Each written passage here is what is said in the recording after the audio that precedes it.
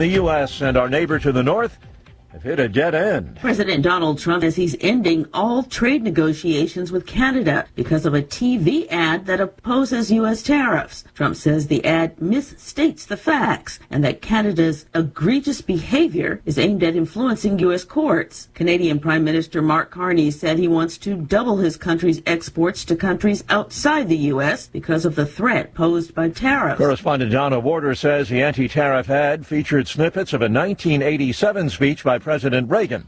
Mr. Trump says it was misleading because of the way it was edited. President Trump's upcoming visit to Asia will include meeting with Chinese President Xi. I think when we finish our meetings in South Korea, China and I will have a really fair and really great trade deal together. The color of Target's bullseye logo is red. Unfortunately, for the discount retailer, there's too much red on its balance sheet. And for employees, that means pink, as in pink slips. A company spokesperson says about 1,000 employees are expected to receive layoff notices next week. Target plans to eliminate another 800 vacant jobs. The cuts represent about 8% of the company's global corporate workforce. Target says the layoffs will allow it to accelerate initiatives to rebuild its customer base. The retailer has lost ground in recent years to Walmart and Amazon. Target has reported flat or declining sales in 9 of the past 11 quarters. I'm Mike Kemp. The Consumer Price Index rose less than expected last month, and that's raising hopes for another Fed interest rate cut. On Wall Street, stock futures higher. The Dow futures up 209 points. NASDAQ futures ahead 218. More on these stories, townhall.com. If you have an IRA or 401k, this is a message you really need to hear. In just the last 2 years, the price of 1 troy ounce of silver has more than doubled, and silver is now poised for major gains in the months ahead. Call Advantage Gold at 800-741-GOLD to learn how to convert a portion of your retirement assets into physical silver and position yourself for the next wave of growth in precious metals. It's not too late to leverage the power of silver to help secure your financial future. Consult your financial advisor before investing. Call 800-741-GOLD. Progressive knows road trips without your pet can be tough. Hi, this is Next Stop Dog Boarding. Hi, it's Scott again. How's Squeaks doing? You can tell if he's stressed by his eyebrows. Oh, and his breathing should sound like this. Scott, Squeaks is exactly the same as last time you called. Okay, let's talk in 20 to see if anything's changed. With Progressive, your pet is covered up to $1,000 in vet bills in case of a car accident. So next time, you can take your pet with you. Progressive Casualty Insurance Company and affiliates, not available in all states. Coverage for dogs and cats is included with the purchase of collision coverage and subject to policy terms.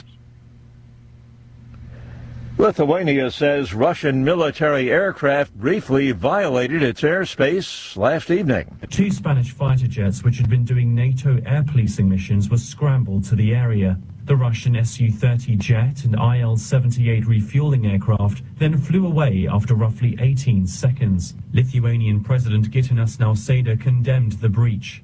This is cruel violation of international law. Russia's defense ministry has since denied that their aircraft had entered Lithuanian airspace. I'm Lawrence Brooks. Tropical storm Melissa nearly stationary in the central Caribbean. Forecasters warn it could soon strengthen and brush past Jamaica as a powerful hurricane. Catastrophic flooding and landslides are likely in southern Haiti in the coming days. Forecasters say the storm's slow movement will mean days of exposure to very heavy rains and strong winds. News and analysis, townhall.com. New poll shows that many of us are concerned about the rise of big data centers. A new poll finds that as the U.S. rapidly builds massive data centers for the development of artificial intelligence, many Americans are concerned about the potential environmental impact. The AP NORC EPIC poll finds it worries about how AI will affect the environment, surpass concerns about other industries and their possible impact. The results suggest that as AI reshapes work, communications, and culture, it's also sparking some anxieties about the possible negatives of the massive demand for fossil fuels. Bob Agnew reporting. President Trump will be traveling to Japan and South Korea soon, and he is expected to promote an epic windfall in investments for U.S. factories and various kinds of projects. The two countries have made combined pledges totaling roughly $900 billion. More on these stories, townhall.com.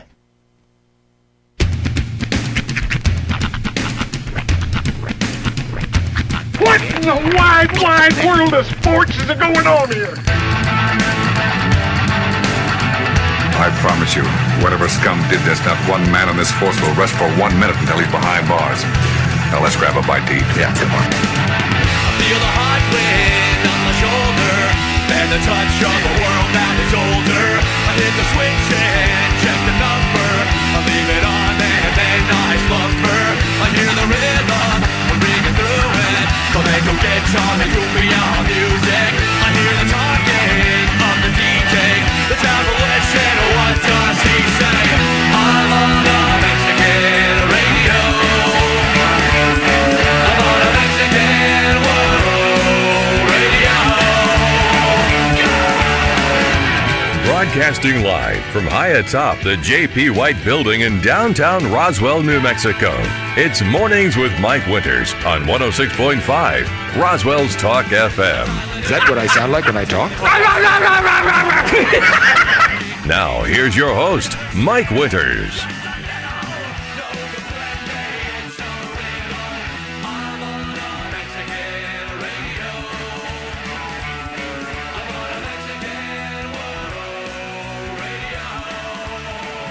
And good morning, one and all. Welcome to Mornings with Mike Winters. I am he. That would be me, Mike Winters. Happy Friday, everybody. Whoop, whoop, whoop. Congratulations. You made it. Long week. I don't know why it was longer than normal. It just this week drug by. All day yesterday, I felt like it was Friday. Yeah, but it's not. Like I was waiting for the weekend logs to come. He's just working for the weekend. That's right. But now you made it. It is officially finally Friday. Whoop. Welcome to it. Heck yeah. Of course, busy weekend. Mm-hmm. Of course, Jazz Festival continues through the weekend. Hopefully, people got to be out. They'll be out on the courthouse lawn, Reichman Park today. They were out yesterday too. Hopefully, got the chance to hang out and catch a tune or two. I had a moment yesterday that was, and I told Mike about this. I said it was maybe one of the coolest moments of my life, or definitely one that I'm going to remember. I'm crossing the street to come back to the building to come up after lunch, and I see a solid streak, like finger streak of lightning across the sky. Like it didn't strike anything; it was just in the sky. And it was kind of raining around that time, midday-ish. Yeah. And then a slow rumble of thunder, and all I could hear after the slow rumble of thunder was just like just the howl of a solo saxophone. And it was like the intro for In the Heat of the Night, or like Silk Stockings or something. It was very it was very mood setting. I was waiting for Archie Bunker in his sheriff's uniform to come on out. That was a dated reference for some young people. Archie Bunker in a sheriff's uniform. What are you talking about? Who are these people? In the heat of the night. Heat of the night. But it was that. But it was pretty cool. But that does continue. So maybe you can have your own moment like that. Have a moment. It's the beauty of jazz is it's free flowing. It's living. You never know what you're going to get. Yeah, but of course we had a cool little show yesterday. We'll go back and check it out if you didn't get a chance. We hit live music in the studio. It was fun. Yeah. But don't forget, it's also Football Friday. Tis. As your Roswell Coyotes and Goddard Rockets and Bulldogs all in action tonight here as we're getting down to the nitty-gritty. Week 9. Yeah, we got really 2 weeks of regular season football left this week and next, and then we start thinking about playoffs. And it seems like, as far as our district goes, it's down to basically Roswell, Goddard, Artesia, and Mayfield. Yeah. That seems like to be the 4 teams that are doing the dance right now. Yeah, they'll probably, And I'm going to say at least a few of our teams will see a first round bye in those playoffs there. But that's about 2 weeks away. We still got tonight and next week, and they're two very muy importante games. See, I said very and we in the same sentence. That's how important very it is. Muy very. It's double muy very. But so tonight Roswell Coyotes will host Mayfield here at the Wool Bowl. That matchup will be available to you here on the radio on 106.5 Roswell's Talk FM. You can also watch live streaming video in the Roswell Coyote channel at ksvptv.com. Your Got It Rockets will travel to Artesia to the Bulldog Bowl to take on the Artesia Bulldogs. Yep. That game you can listen to on our sister station 106.1 FM La Pantera. You can also watch live streaming video in the Got It Rocket channel at ksvptv.com. At ksvptv.com, you can also watch that broadcast from the Artesia Bulldog perspective in the Bulldog channel. Why would you want to? I mean, if you're a glutton for punishment, sure. Or go for it. An Artesian. Yeah, or an Artesian. It's Artesian. But yes, so we'll have all angles of that game and, of course, Coyotes game as well here for you tonight.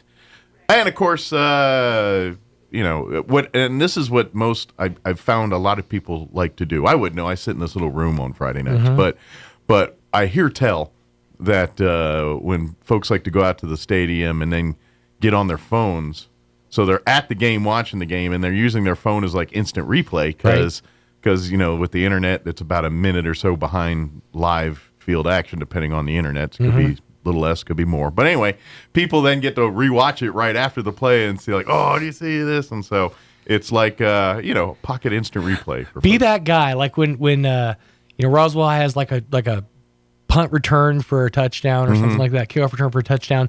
Just be that guy that everybody's up on their feet cheering and you're just staring at your phone. And then as soon as it comes up on your phone, yeah! And you're just the one guy standing up cheering. Sorry, I'm on a delay. I feel like that's a commercial for some internet provider. Don't be that slow guy. Internet got you down. Yay!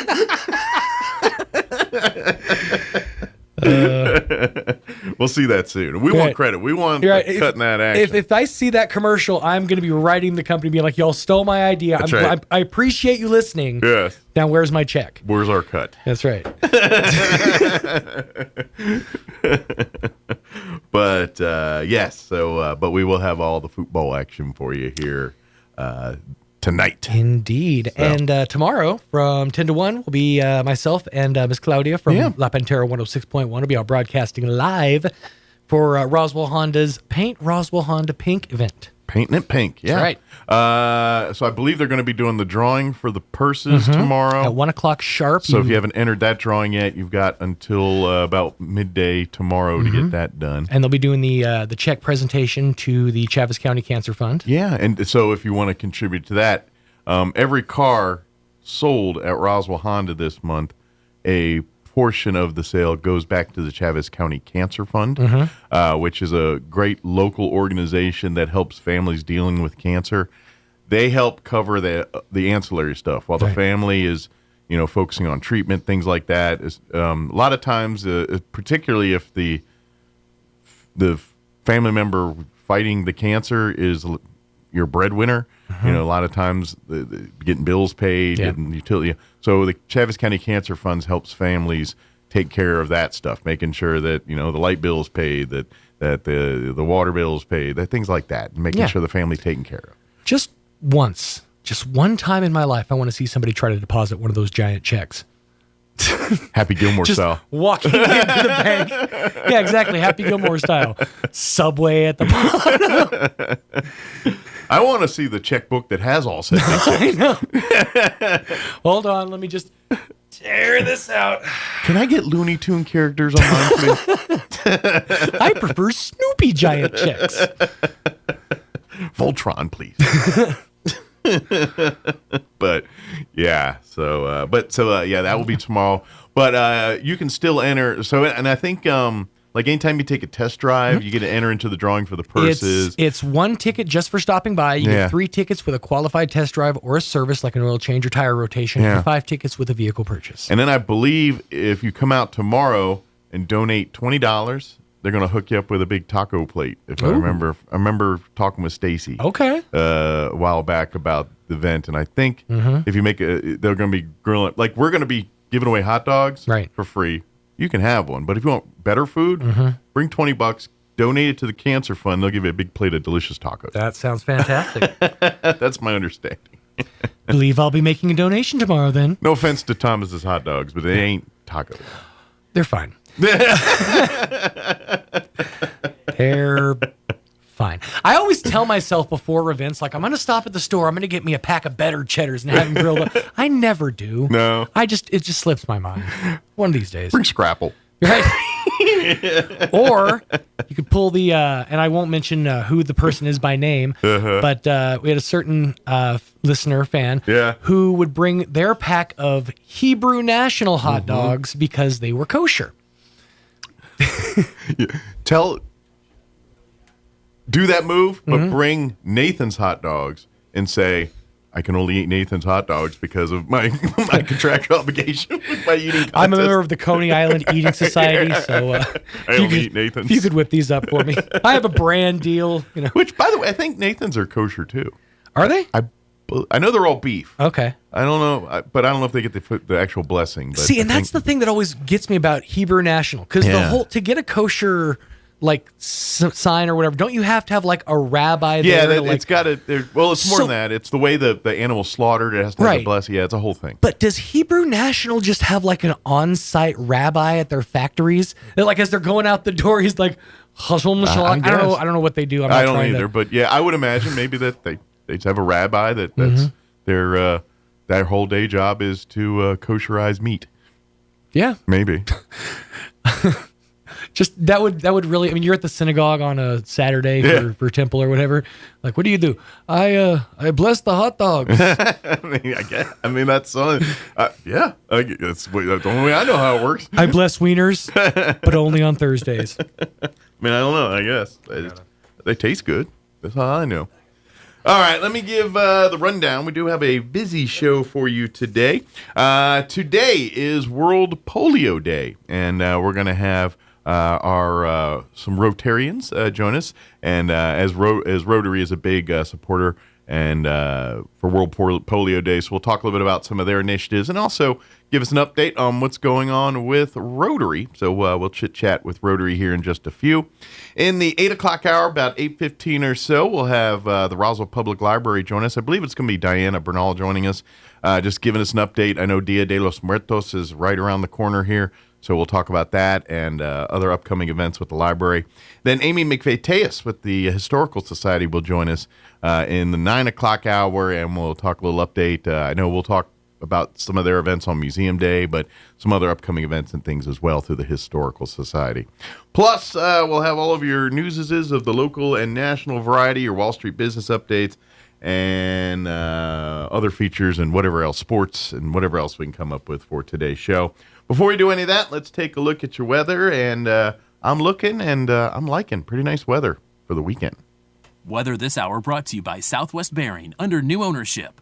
Custom solutions for your heavy equipment, hydraulic hoses, hose repair, bearings, seals, sprockets, belts, tools, fluids, and fittings. I'm meteorologist Steve Hamilton with your Pecos Valley weather. A little bit of cloud cover hanging around for a while, but we get a sunny afternoon, upper 70s to low 80s on today's high, with high pressure moving back in. For the overnight hours, about 50 and clear, and then our Saturday looks pretty good. We'll be in the mid to upper 70s, should be sunny all day. Clear Saturday night, mid 40s, low 80s, and sunny on Sunday. That's your latest forecast. I'm meteorologist Steve Hamilton. Thank you, Steve. Currently 52 degrees here in Roswell. Humidity is at 86%. Winds currently out of the north at 5 miles per hour. For today, mostly cloudy this morning, but the clouds will gradually start burning away, and you can expect sunnier skies for the afternoon. Highs today in the upper 70s. 78 are official high here, with winds out of the east at around 5 miles per hour. Skies will be clear tonight, looking at an overnight low of 50. Winds will be out of the northwest, 5 to 10 miles per hour. For your Saturday, sunny skies, mid-70s, 75 officially for a high tomorrow. Winds will be out of the north at 5 to 10 miles per hour. Tomorrow night, skies will be clear, overnight low of 46. South winds at around 5 miles per hour. Things warming up a bit for Sunday. Sunny skies, 83 for a high. Winds will be out of the west, 5 to 10 miles per hour. Sunday night, clear, overnight low of 49 degrees. And when you head back to work and school on Monday, expect sunny skies, 83 for a high there. But then after Monday, the temps do drop. 83 on Monday, but then we hit 72 for a high on Tuesday, 65 for a high on Wednesday. So I'm guessing, I don't see any talk of moisture, but probably some wind. So I'm going to guess it's going to be a little breezy Monday into Tuesday there, which brings the temps down. That's just a guess. I don't know for sure yet. I'm not a meteorologist. I just play one on the radio. All right, it is 20 minutes after 7 o'clock. Let's take about a 3.5-minute break, and then we're going to talk Rotary on the other side and World Polio Day. Don't go away. You're listening to Mornings with Mike Winters. Happy Friday, everybody. What does it mean for a roofing contractor to have heart? How about braving a 24-hour road trip with a bad back and a 20-foot-long trailer through Interstate 40? You heard that right. A local business needed a new roof, but this business did not want just any roof. They desired a schoolhouse roof with red shingles. Well, we wanted to give our customers exactly what they were asking for. The only problem was that the red color of shingle they were looking for had been discontinued in our local region. But we didn't give up then. We were told by our supplier that the schoolhouse red color of shingle that we were looking for was still available in Arkansas. So we did what was expected of us and drove 24 hours, and we delivered on our promise. If you need a roofer who delivers on their promises, call Trustmark Roofing today at 575-755-7663. Trustmark Roofing, we put people first. Bush Appliance presents Adventures with Spinal Tap. So do you play? I mean, do you actually use all of these Whirlpool washers and dryers? Well, I mean, I play them, or I use them, I cherish them, really. Mm-hmm. This Whirlpool dryer right here, this one is top of the heat. No question about it. Look at the flames on that one. Oh, wow. I mean, okay. It's quite unbelievable, really. This one is just perfect right here. Listen. Well, now, when you say perfect, I mean... Listen. I don't hear anything. Just listen to it, mate. I'm not hearing anything. Well, I mean, you would if it were broken. You'd be hearing it go, gitchy, gitchy, gitchy, gitchy. And you could go have a bite and still be going. Gitchy, gitchy, gitchy. This has been Adventures in Spinal Tap, brought to you by Bush Appliance. Who are you going to call? Bush Appliance in Roswell. Stop by 111 West Country Club Road in Roswell, or call 575-622-6390. We could be at 110 West Country Club Road, but our address goes to 11. Think back to your childhood. Did you ever have someone tell you look just like your dad? Or maybe you look like your mom, or maybe that great Uncle Joe. It's natural for us to have physical traits that are similar to our family members. As God was creating mankind, the Bible says we were created in His image. This is much deeper than just physical traits.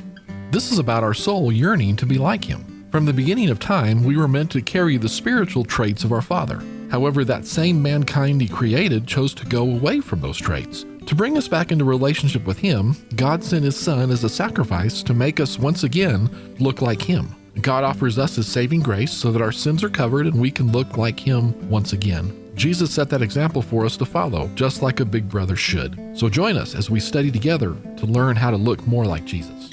Join us at the Country Club Road Church of Christ for worship at 10 a.m. on Sunday, located on the corner of Country Club and Washington in Roswell. When managing a chronic illness, access to the right treatments makes all the difference. Artesia General Hospital's Infusion Center provides IV therapy and biologic treatments, so you don't have to travel far for care. Expert infusion therapy right here in Artesia. Call 575-736-8256 today to learn more. Here's a Mornings with Mike Winters fun fact. Slugs have 4 noses, but no fingers to pick them. Here's Mike Winters. Deep thoughts on a Friday. Good morning. It is 24 minutes after 7 o'clock. And joining us in studio this morning to discuss World Polio Day and beyond, we have a pair of our Roswell Rotarians in studio this morning. Barbara Yell joining us this morning, Carl Shelton as well. And also we have Martin Llamas-Padillo. How am I close? Yeah. Good deal. Who's okay. a foreign exchange student from the beautiful country of Spain. Good morning, everybody. Good morning. How's everybody doing? Happy Friday. Thank you. Yeah. So before we kind of get into World Polio Day and kind of that stuff, let's kind of just talk about Rotary real quick. And I'm sure a lot of people have heard of Rotary, know Rotary. Like, yeah, they meet lunchtime or something, but they may not know what is Rotary. What are Rotarians and what do Rotarians represent? So let's start there. Excellent. Well, Rotary is over a century old, and we are service organizations internationally, but locally, we are people who come together to make a difference in our community.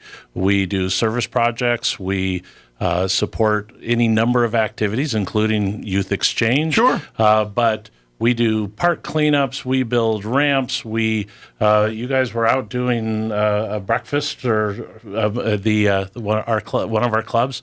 So we have 2 clubs here in town. Yes. Roswell Rotary, which meets every week on Thursday for lunch, typically at the Liberty. Okay. But so it is a time for interacting with other business folks and community members of the community. Networking, but my understanding is networking, but isn't there like a rule, like you're not allowed to talk shop per se, or if I clear me up if I'm wrong there, but I think isn't there like a rule for to know we focus on the community, so we don't necessarily focus on our personal businesses? Right. So there's always a little. You can't not meet with somebody and hear how how life's going at the radio station. But yeah, we're non-political, so we're not there to push any political things. Every week we have a guest speaker who will come in and share something that's happening in the community. It could be a nonprofit. It could just be an adventure trip. It's any number. Could be Martine. It has been Martine. Absolutely. He's like, I've been there. I got like 4 medals doing that. And so we hear about what's going on in the community and learn how we can make a difference. But that doesn't mean we don't share about upcoming things that are in our own world. In your own lives, sure. Particularly some of us who are working in nonprofits because... Carl, that's kind of your day job, that is kind of my day job. And I'll certainly get up and say, hey, we have this happening here. But that's a big part of what we do is learn about the community and how we, as both individuals and as a group, can insert ourselves in positive ways. Yeah, so always looking for new folks to come and join us at the meetings, like you said. I'm actually a very new member. I just joined. Well, Barb, you're pretty busy in the community, so it kind of makes sense. All right, add this to the list of things. Yeah, and I joined because I run a nonprofit. Good deal. And the Rotary, the Pecos Valley Rotary, that I'm a member of, in the spring they held a fundraiser. They did a pickleball tournament, and they chose Lighthouse Foster Adoption and Support as the charity that would receive the funds, because I had previously spoken at one of their meetings.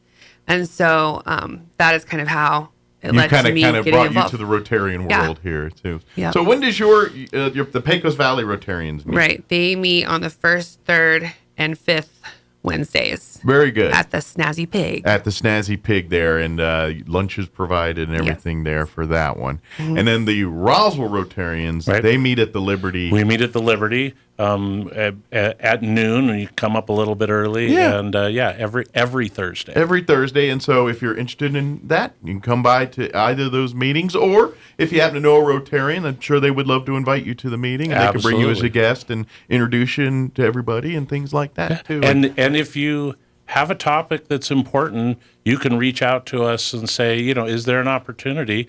We book our speakers as far in advance as we can, but we want the community to know about what's making a difference. And and this is the cool part about Rotary, and regardless which one you go to, you really have a who's who of the community, from all your most prominent business leaders to community leaders, church leaders, political, your city council mayor. I mean, they're all involved in Rotary in some way, shape, or form, it seems like. So you're really plugging into people that can really impact change in our community. Yes. By coming to these meetings and being a part of it and telling your story and talking a little bit about it like that. So I highly recommend folks do that here and get involved.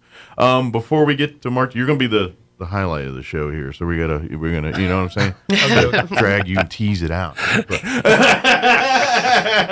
Let's talk a little about, because one of the things Rotary internationally supports is fighting the polio and the spread of polio here, and so they use this day, World Polio Day, as a chance to recognize, champion, raise awareness that despite the fact that most of us think polio is gone, no, there's parts of the world that are still being devastated by polio and things. Just because it's mostly extinct here does not mean it's not leaving planet Earth. There's not still lots of people on Earth dealing with it. Absolutely, and it is down to 2 countries that really have an issue, and they're 2 of the hardest countries to get into to treat this, and that's Afghanistan and Pakistan. Gotcha. And those are places that just the political setup, the cultural setup, it's very hard Even to the make a physical difference. setup. There's the terrain. To get into smaller villages and communities, but it's just a plane ride away. And so, that's the part. We now take it for granted.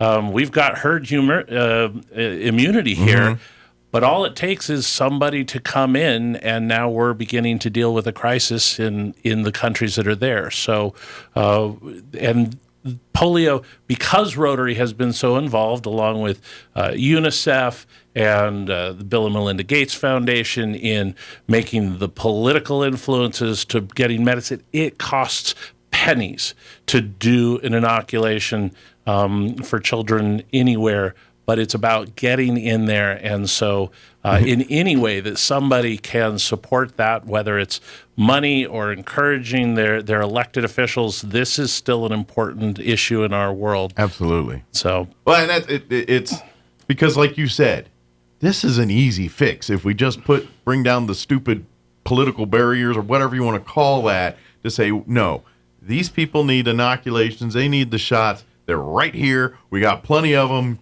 Let's go right there so we can do it. And I know, as simple as that sounds, it's really impossible in the world. And let's face it, folks, that, like you said, the 2 nations we're talking about here in Pakistan and Afghanistan, these are some of the most, it's harshest climate in the world, but like you said, politically, physically, everything else there's a reason why wars go on for a very long time in that region of the world here. But indeed. But yes, getting involved there, of course, more money always makes things go. That's just how this world works here. So money and influence. That's the world. But yeah, it would be nice to say, before, even some of us gray hair people or lack of people leave this earth, that say, polio's, people used to have that. I mean, we're almost there. I mean, it's great to keep that awareness in a world where most people don't even realize it. It's still a thing someplace. But if you lay down on the 1 yard line, you still don't score. Well, exactly. And it's like, quite frankly, it's like anything else. Like if you get like termites in your house or something, like you spray it once and that'll put it in bay. But if you don't keep going, they're going to come back eventually. And let's face it, it's been mostly eradicated, but all it takes is a few twists and turns here, and next thing you know, it's starting to, gain legs and spread to other parts of the world here. And that's, it's like smallpox. We thought it's gone, and all of a sudden, there's a little pop-up here and there. And so we've got to stay on top of that type of stuff. So that's something that folks can. And again, if you want to know more information, please ask a Rotarian. Ask a Rotarian. Visit our website. It's an important thing. Absolutely. So let's talk a little bit about the foreign exchange program here that's going on. Now, Martina, how long have you been from Spain originally? But how long have you been here stateside?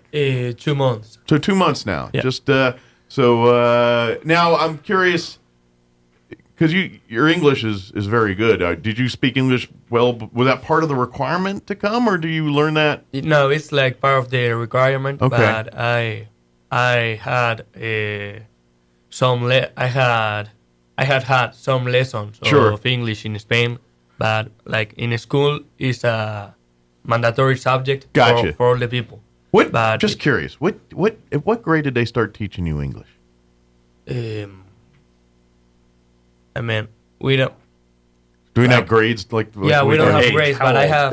What age were you? What age? Something more 6 universal. years old. 6. Yeah. Take notes, America. Indeed. Just saying. Sorry, I was just curious. Talk a little bit about this program here through the Rotarian perspective. Absolutely. So one of the things that Rotary offers is a youth exchange program. We have both outbound and inbound students. So Martine is one of our inbound students, and my wife and I are privileged to be hosting Martine for the first third of this year. Okay. And his family pays to get him over here. But we are his hosts, and we take care of food and lodging and travel and running around. He is a teenage boy. He probably eats a mountain of food. He I don't care where you're from. A teenage boy eats a mountain of food. Yes, and it doesn't matter where you're from. Hamburgers and pizza always go well. That's right. And plenty of bacon. That's right. Martine? So bacon's good. I love it. Yeah. He knew that when he got here. Right. You can fix a lot of problems with bacon. Just saying. But it is really meant to be an immersion in the place that they are. In Martine's particular case, this will help him with his career and his college going forward, because he will have international experience already going in. His English. It's good, but it has improved significantly over the last when you're immersed 2 months. You're going to pick up a thing or two. And every class. And so we have them move through 3 different houses, 3 different experiences over the course of the year, and then they pack We stay up in town here? Or yeah. So it'll continue with the same school through the year there. He starts at whatever the home school for the first family. In our case, it's Goddard. So he will be a Rocket all year, no matter whose house he goes to for the rest of. So you got to boo Artesian, but you should already know this. All right, good. I mean, he's already played soccer. He knows who all these teams are. He's been to their high schools. Are you schooling the soccer? Because I mean, I guess you're exposed to way more soccer probably in your hometown than they are here. I would think. Well, or football. Sorry, he's soccer. What's this word soccer of which you speak? We say football around here. But basketball is actually his preferred sport. Okay. That's what he loves and plays club teams. Back in Spain. Well, basketball's very popular in Spain, isn't it? That's one of. It's popular, but soccer is the most. Oh yeah, well that's the king. But I knew there was a big following for. Cause all I know is because usually Spain, granted, it's always the dream team with America and the Olympics and stuff, but Spain's teams usually put together a pretty good ball club every year. Yeah, we lost in semifinals again. Yeah, you guys. If it wasn't for every NBA player on the American team, they probably might win a few gold medals. Probably. And just this is something, you don't have to be a Rotarian to host somebody. Okay. So we do a full background check on you. We do a home visit, make sure that you're not leaving crazy implements of death around the house where somebody can get hurt. Safe environment. Because you function as parents for whatever need. And we have opportunities this spring and next year. We're looking for families. So if you are interested, if in doing this, if you have children, it is a great way for your child to spend time and have an international sibling for them. Yeah, I just was going to interject that probably 10 years ago, when my 2 oldest were probably 4 and 2, we hosted a student here in Roswell. She was from Belgium. Belgium, okay. Yeah, and it was an incredible experience for our entire family. Yeah. And she has even come back to visit us. And we stay in touch, and it's just, it is a very special program. Yeah, my wife, when they were teenagers, their family hosted a foreign exchange student from Japan. And to this day, they're still friends and still talking. I won't tell you how many years ago, because I don't want to age nobody, but decades are involved there. So we'll just go with that. Indeed. But it's really cool. So do the students come from Europe mostly, or does it even come outside of Europe, or is it how spread do students come from as far as what countries? So every district, and our district is New Mexico's district, has relationships with other clubs and districts they do exchange. So right now, just about all the ones that our district is doing exchanges with are European countries. But we do outbound, and I'll bridge to that because if you have an interest in going to outbound, it is a great opportunity, and now is the time for next year. So we're looking for, you need to be, I believe, at least 16 years old to go out. Ideally, junior's the perfect year. Then you get to come back, still have your senior year back home. Have that experience, yeah. But go on your junior year of high school, and that's Martin turned 16 like 2 weeks before he got on the plane to fly here. And you can go to any number of the countries we have on our list, which is about 7 or 8 countries, European, and I believe we have a couple Asian. You will have an experience like Martine. I'm sure you're loving your opportunity to experience a whole new culture for a year. That's gotta be pretty cool for you. Yeah. Sorry, it's radio. You got to talk. Oh, yeah, I'm loving it.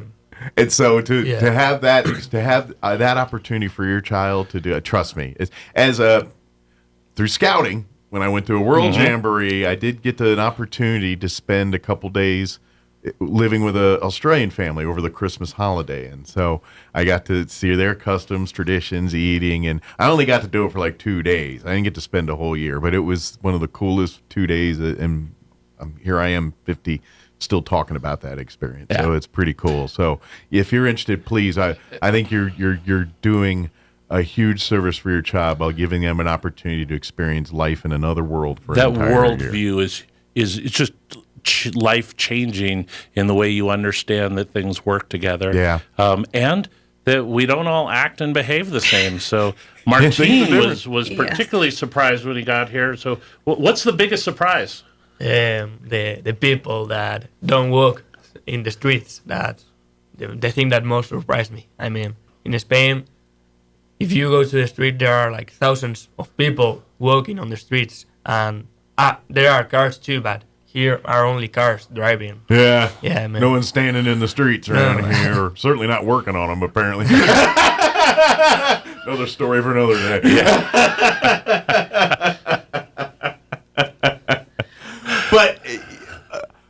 But most people don't, like, I've been to European countries. Like I said, I haven't really spent time in Spain, but I think it's kind of universal that a lot of people get around in town in bikes and, not necessarily on cars or walking or, that's not uncommon. Families don't necessarily need a car depending on where you live, and, you can get by. I mean, that's true here in America too, but not around here. Like if you live in New York City, you can probably get away living life without a car. But around here, you got to go to get a car just to get milk. So unless you're on the farm, then you go out to the barn. But anyway, another story. So where you live, is it in more rural country area? Is it more urban city? It's a city, yeah. It's like the biggest city of my state. Okay. In Spain. Gotcha. Very good. So like by comparison, like people know Barcelona and Madrid. How big is your city compared to those? No, it's small. My city compared to gotcha. Those are like New York City, where you would be like, I don't know, Albuquerque maybe. Yeah, I have been there. But like maybe size comparison, like maybe your town would be like an Lubbock, Albuquerque, 300,000, like a Lubbock. So about the size of a Lubbock, Texas. Yeah. Yep. That's I was just trying to give folks a comparison here like that. So. But with more water. Yes, I would imagine too. But you live. We were just talking. You grow up right by the beach, Oceanside, and everything else. You live. So you've grown up ocean living young man. Yeah. So do you do like to fish, surf? I mean, do you have activities on the water you like doing? I used to do surfing when I was 10. Like I made it 2 years. Okay. But I have never done it one more time. You didn't keep at it. Gotcha. No. Good deal. What about? So, just curious, what's your future goals? What have you What do you hope to be when you grow up? I like that question. Yeah. When you grow up, what do you hope to be? He's more mature than I am, but that's another question. I would like to be an architect. I want to study architecture on a college. Do you want to be like an architect at some point and design your own buildings and design? Now, are you looking to design like the big? I want to design the Sistine Chapel or something, or do you want? Or you just no? I'll design your office or whatever you do. Wherever. I mean, I don't have preference. So, do you like Do you like looking at buildings and studying the different? Yeah, I like it. My father is an architect. So you kind of the family business for you. Yeah. Okay. No. Well, yeah. You know, I mean, your dad did it. Not just like I'm going to open dad. I get what you're saying. So I got curious.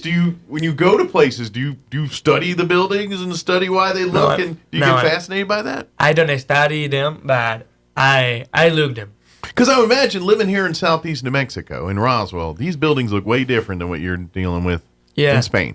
How they're built, because especially with you get some of our adobe and that style of construction and things. I don't know if you ever have you been down to Lincoln, New Mexico yet?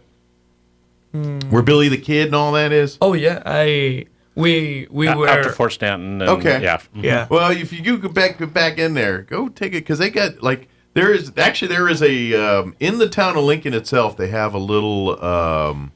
It's actually like a fort that was protecting the town from natives, I believe, and it was this round, basically big clay tube with gun holes and everything else. But it's pretty cool to look at, and I figure a guy like you would be very interested in the design of that and how it really, because it's something very unique and you don't see every day and stuff like that. So you'd see some unique stuff around here and check out the buildings. Okay. Good deal. Excellent. Well, so what things are you involved in here in the States? Are you getting, like in high school, are you doing any of the clubs or activities while you're spending your time here in high school?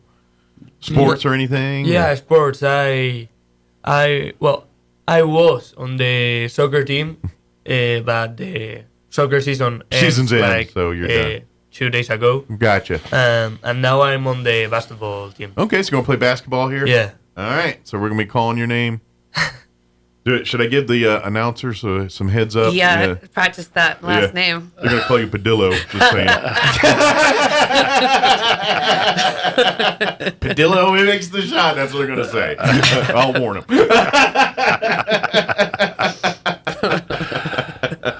Very cool. So you're here till the end of the school year, till June or whenever, May here when it goes. After the end of the school, I'm going to do a trip through the East Coast. Okay. I'm going to start in Boston. Okay. And I will go down to Orlando. Okay, so almost the entire East Coast. Yeah. Of course, you didn't get to the real cold parts, but if you're doing the summer, it doesn't matter. When you get up like Maine and north of Boston. And then a 5-state trip coming up here in the Southwest, so he tastes of a number of that. And I just want to say, the students at Goddard have really come around, and he's got friends that let's go out and kick the soccer ball around. Yeah. They made sure he had people to go to homecoming with, pick him up and take him to the games. It's been awesome. Well, that's good. He's a man from Spain. I'm sure he has no problem getting dates. Just saying.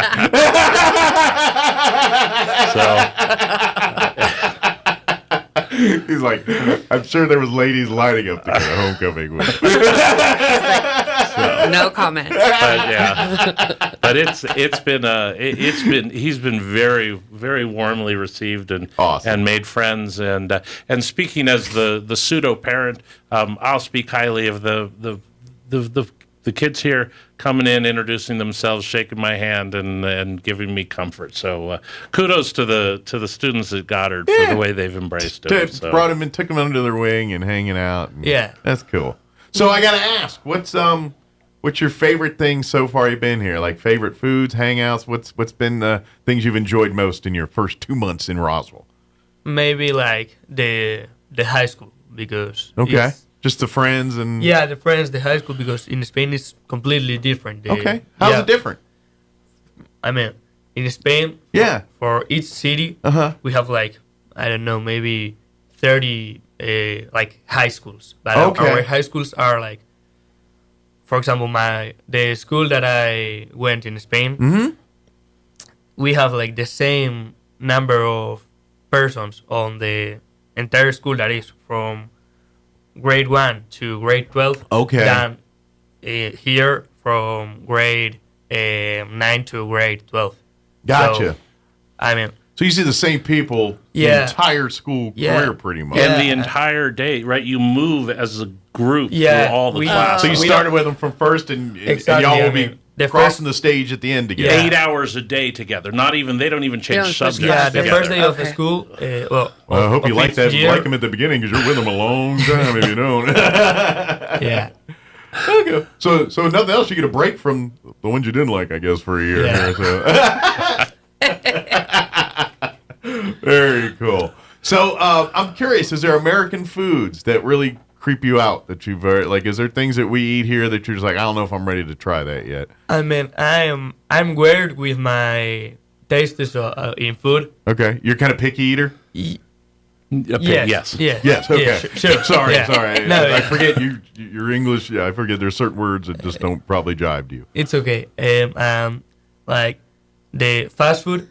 I love fast food, so I don't have problem here. I think that's a teenage. I think there's a little gene in teenage boys that just happens. Yeah, so I don't have problems here.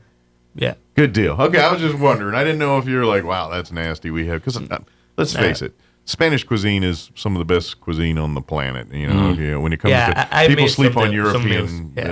So I didn't know if we Americans tend to disgust with our eating proclivities or our eating habits.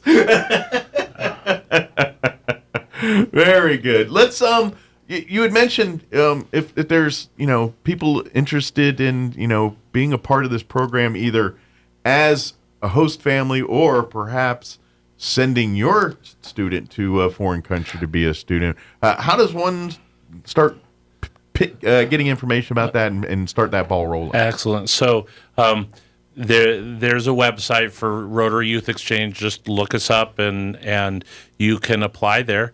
Ideally, again, your students should be looking at being a junior 16. this year. Mm-hmm. And there is a process by which they'll put in for the country they want to go, and we'll work to the relationship to see, make sure, because it's all volunteer. So we don't have people to get paid to take your kids at the other end. So we're looking to do the best match. Sure. There are 2 points of interview where we interview the students to make sure that they're sort of in the right mindset to come, because it's a big culture shock, right? Yeah. Oh, I imagine. I mean, Martine.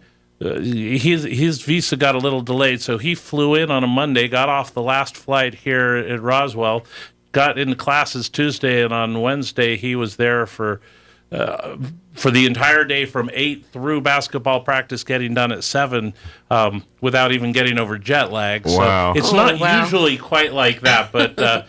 you literally hit the ground running. Usually you arrive about a week before school starts, so you Chance to can get settle in a little bit, acclimatized. But it was a little different for him. But the family needs to pay the transportation. You put a little bit of emergency money down.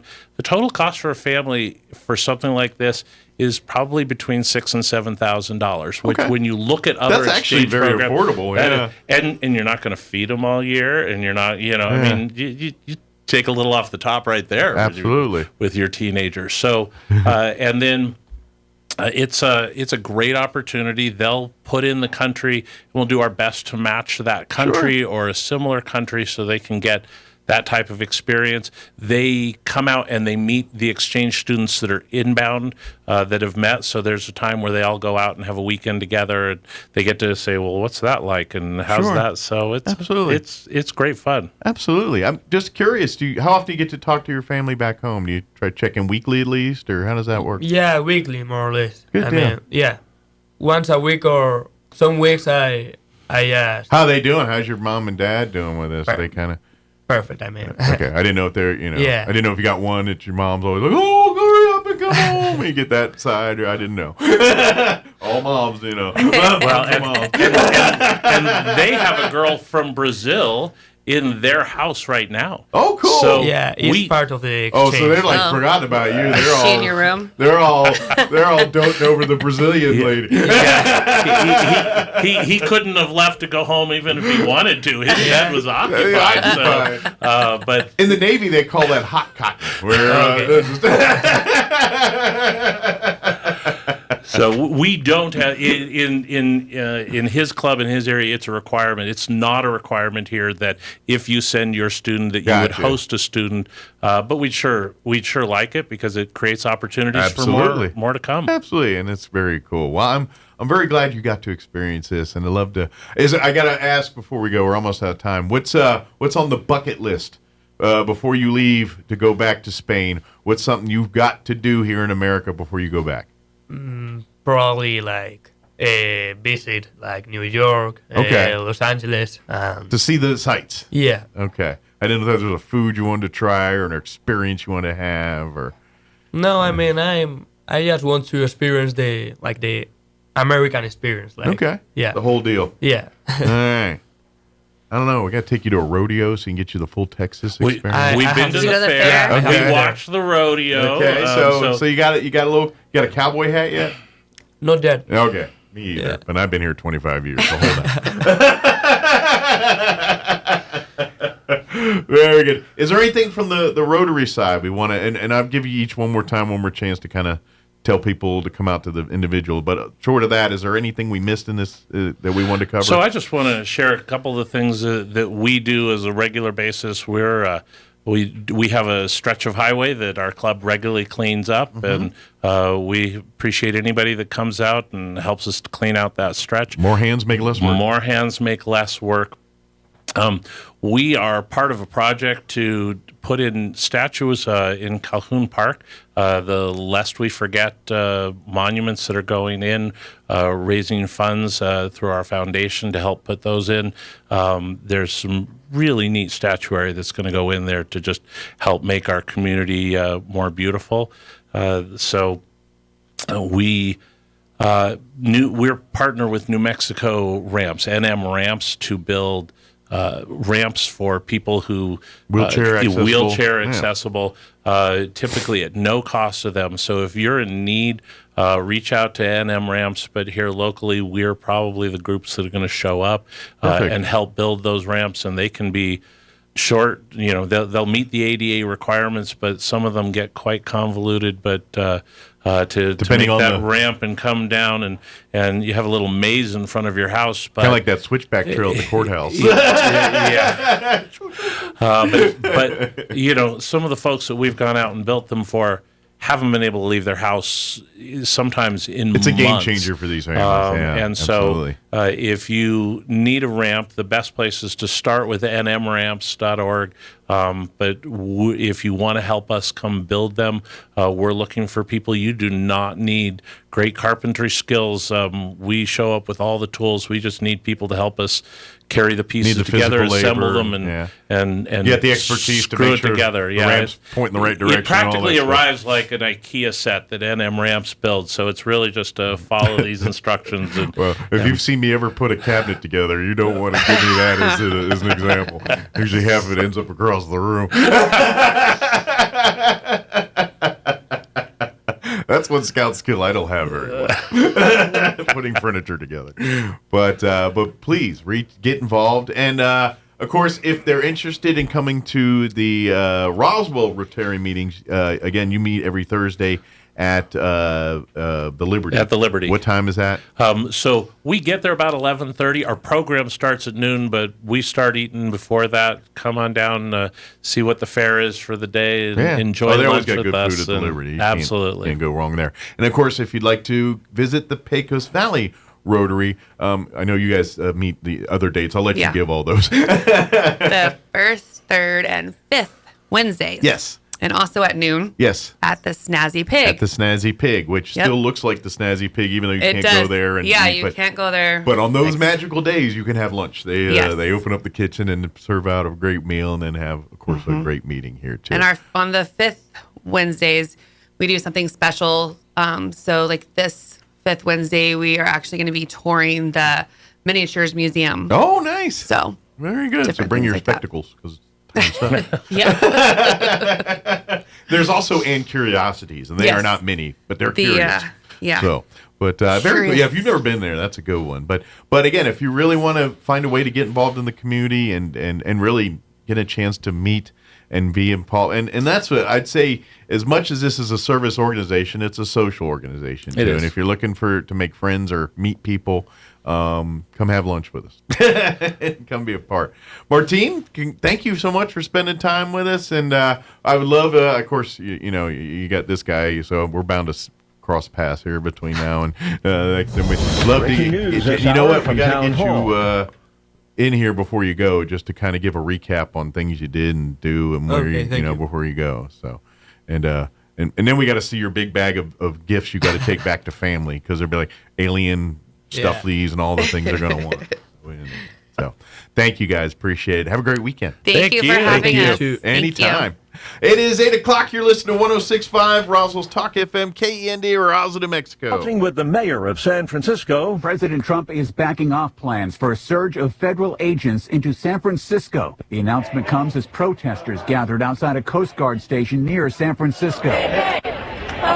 San Francisco is on the rise. Mayor Lurie says he welcomes the continued partnership with the federal government to get drugs off the street. But having the military and militarized immigration enforcement in our city will hinder our recovery. Governor Gavin Newsom's office said on X, President Trump has finally, for once, listened to reason. Ed Donahue, Washington. President Trump has declared trade talks with Canada over, accusing the Canadians of putting together a bogus anti-tariff ad featuring snippets of a speech by former President Reagan in 1987. While the cost of the planned White House ballroom has risen, President Trump stresses a massive project will not cost taxpayers a dime. All donor money and money that we put up, we've raised, it's going to cost right in the neighborhood of $300 million. It's been expanded and made absolutely, it'll be the most beautiful ballroom anywhere in the world, I think. How much am I donating? I won't be able to tell you until I finish, but I'll donate whatever's needed. The East Wing has been demolished to make way for the ballroom. It's one of many changes made to the White House down through the decades. Wall Street, the Dow is up 401 points, NASDAQ ahead 254. More on these stories at townhall.com. Here's an important message from the Diabetes Solution Center. Do you like pricking your fingers to test your blood sugar levels? No one does, but it's important to maintain your health. And now, by wearing a small remote device called a continuous glucose monitor, or CGM, you don't need to prick your fingers anymore. It's easy to use and helps you make more accurate diabetes treatment decisions. If you are testing your blood sugar 3 or more times daily, injecting insulin, or using an insulin pump, call the Diabetes Solution Center right now. And if you have Medicare or most major insurance coverage, you may be able to get a new CGM at little to no out-of-pocket cost. Shipping is free, and we'll even bill your insurance company for you. If you are testing your blood sugar 3 or more times daily, injecting insulin, or using an insulin pump, call the Diabetes Solution Center right now to learn how to end the painful finger sticks and get your own continuous glucose monitor, or CGM, at little to no out-of-pocket cost. President Trump has pardoned Binance founder, cryptocurrency king CZ Zhao. The BBC's Michelle Fleury is in New York. 2 years earlier, CZ, as he's also known, pled guilty to money laundering-related charges. Binance paid a record $4.3 billion fine, and its global crypto exchange was banned from operating in the US. Posting on social media, CZ vowed to help make America the capital of crypto. Before the pardon, Zhao's companies had partnered with Trump-linked firms on new digital currency projects, including the World Liberty stablecoin and Dominari Holdings, which is based in Trump Tower. The White House says the Biden administration pursued an egregious over-sentencing in this case and was very hostile to the cryptocurrency industry. And Mr. Trump wants to correct this overreach, according to a White House statement. News and analysis, townhall.com. As the world of sports is reeling over gambling allegations, officials say the instigators allegedly came up with novel ways of cheating. A poker cheating ring involving pro sports figures and allegedly the mafia used a series of high-tech tactics. They included shuffling machines that could determine who held what cards and sent that information with someone off-site who then shared it with a player who would signal other players how to proceed. Other tactics, an X-ray table that could determine who held what cards and cameras hidden in the trays that held the players' chips. Jason Walker reporting. The Trump administration has finalized a plan to open the coastal plain of Alaska's Arctic National Wildlife Refuge to oil and gas exploration. It's going to be at least 4 lease sales within the refuge over 10 years. More on these stories, townhall.com.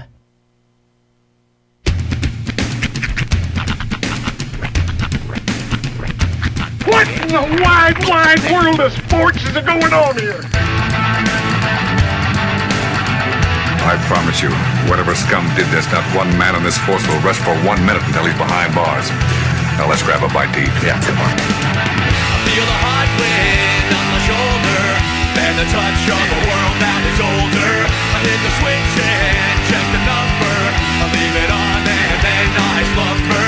I hear the rhythm ringing through it. Flamenco guitar and cumbia music. I hear the talking of the DJ. The travelation, what does he say? I'm on a Mexican radio. I'm on a Mexican radio. Broadcasting live from high atop the J.P. White Building in downtown Roswell, New Mexico. It's Mornings with Mike Winters on 106.5 Roswell's Talk FM. Is that what I sound like when I talk? Now, here's your host, Mike Winters. And good morning. It is 6 minutes after 8 o'clock. Welcome to hour number 2. The Deuce. Of Mornings with Mike Winters, right here on 106.5 Roswell's Talk FM. Happy Friday. Welcome to it. We made it, and I'm happy. We did make it. We did. It was a struggle.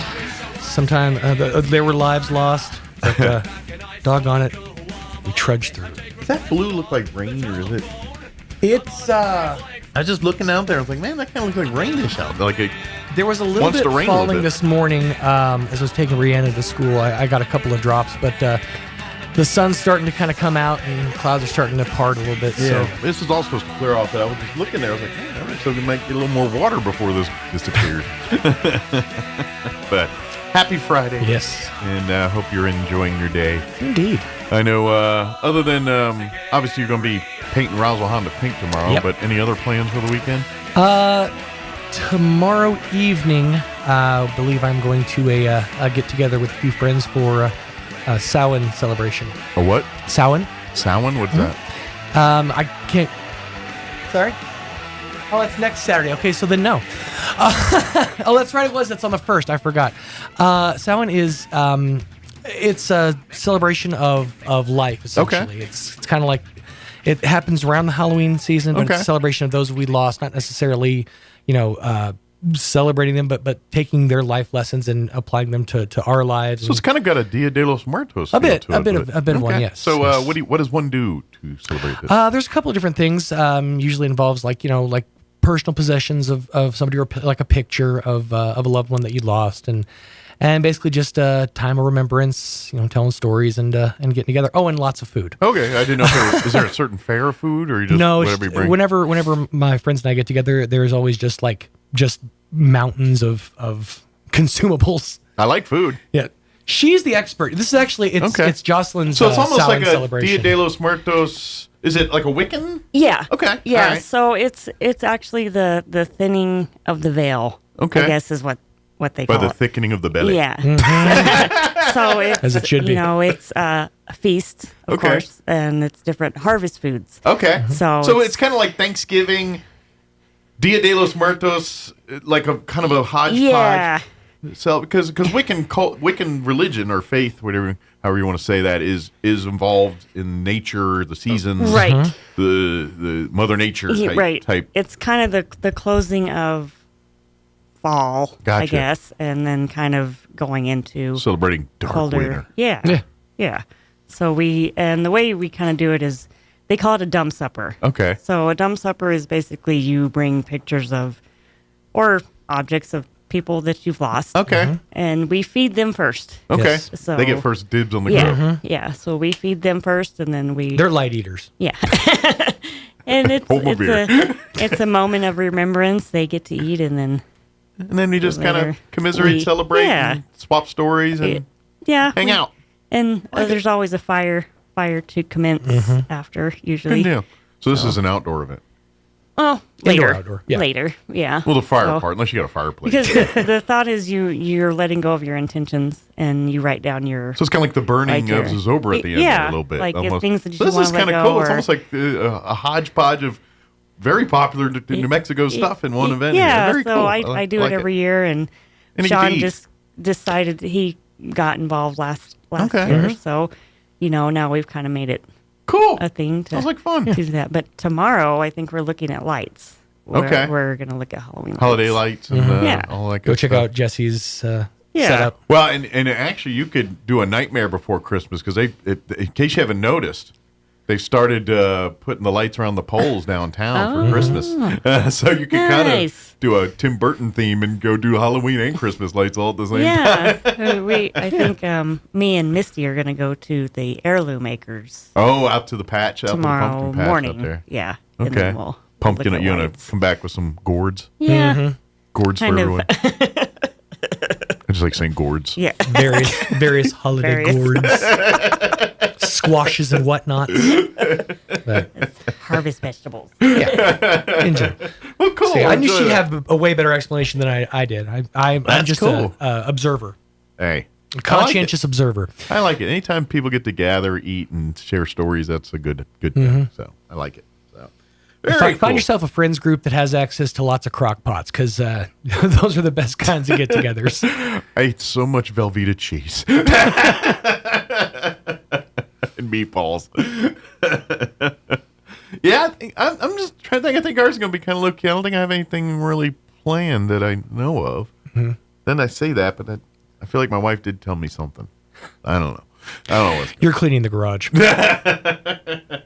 That's what it comes down to. Well, no, we bought 2 new vehicles within the last 6 months. I ain't spending money on anything. I'm good on spending Right. money right now. Seriously, staying home and saving is like my favorite thing to do now. Actually, we were joking, my wife, because my wife's birthday is Halloween, and she's like, "What are you getting me for my birthday?" I was like, "I don't know. What do you want?" And she's like, "Well, I just get a new car." I was like, "Yeah, you just got a new car." Happy birthday. You should have seen if they could have put one of those big bows on the top. Right. But we'll do our thing. We'll do dinner and all that stuff. Yeah, we'll have our thing. I'd love to go to the factory that's responsible for making those giant bows. The bows. Yeah. Yeah.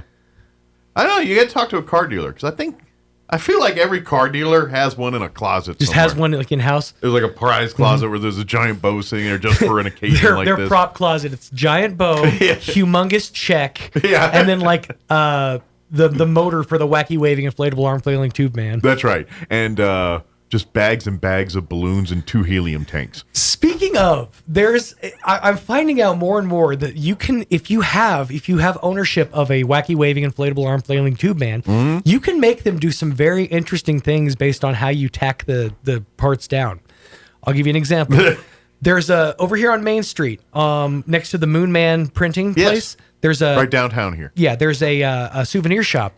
They have this. It's a tiny one out there, but it stands straight up and it only does one thing, and that's it does the come in. It does the come in thing with the hand. So I'm like, they have to like tack it down in such a way that nothing else on it moves and all the air just goes through the hand. I'm not sure if that's like a thing that the motor does or if you have to like tape down part of it. The other one that comes to mind is if you ever watch Better Call Saul, they do a montage. I want to say it's like season 2 or 3 where they show a bunch of these, and one of them is just a tube man, but he's twerking. It's just moving up to the butt and then back down. And so, and ever since I saw that, I'm like, how does one manipulate the tube man to motioning in just one thing? Maybe there's tube man classes. Right? Or is it right? Is there like an instructional video somewhere, or are they designed to be TED like talk on tube man? Right. Or is it like they have like a control and they're like, we just want to move just the left arm and the right and the bottom of it or something like that? Well, I mean, we have robots now. I figure we can make a tube man that waves. We do have the technology. That is true. I mean, some of the AI videos I'm seeing now, we can do tube man. It's upsetting. Although I will say this, the new Uncanny Valley, because the Sora videos are getting so good, the new Uncanny Valley is, well, that can't happen. That's what it comes down to is, well, that can't be real. Right. And then you look for any kind of like watermark. Look for the little diamond thing at the bottom, or just like a random Sora to pop up. I saw the one with the squirrel over the air conditioner vent is the one that got me. I was like, oh, this is so there's a whole thing now with squirrels eating hot things and leaving. Like I saw one where they AI'd someone left a Pocky chip challenge out there for a squirrel to eat, and then the squirrel eats it and does its. And I've seen spicy ramen. They're all fake. None of them are real, but it looks like. And I've seen more than one. I've seen squirrels do it. And what was another animal they had do it? Like a raccoon or I don't know, but I genuinely want to go to the park with a bag of Takis this afternoon just to see what happens. I mean, you got me excited. I'm like, is this a thing? Yeah. Can they detect capsaicin? Because like certain animals, capsaicin doesn't affect them. Yeah, I mean, they're AI videos. They're not real, but I don't know. You know what's going to happen? This is going to start up to the Alka-Seltzer with the seagulls at the beach thing again. Don't do that, kids.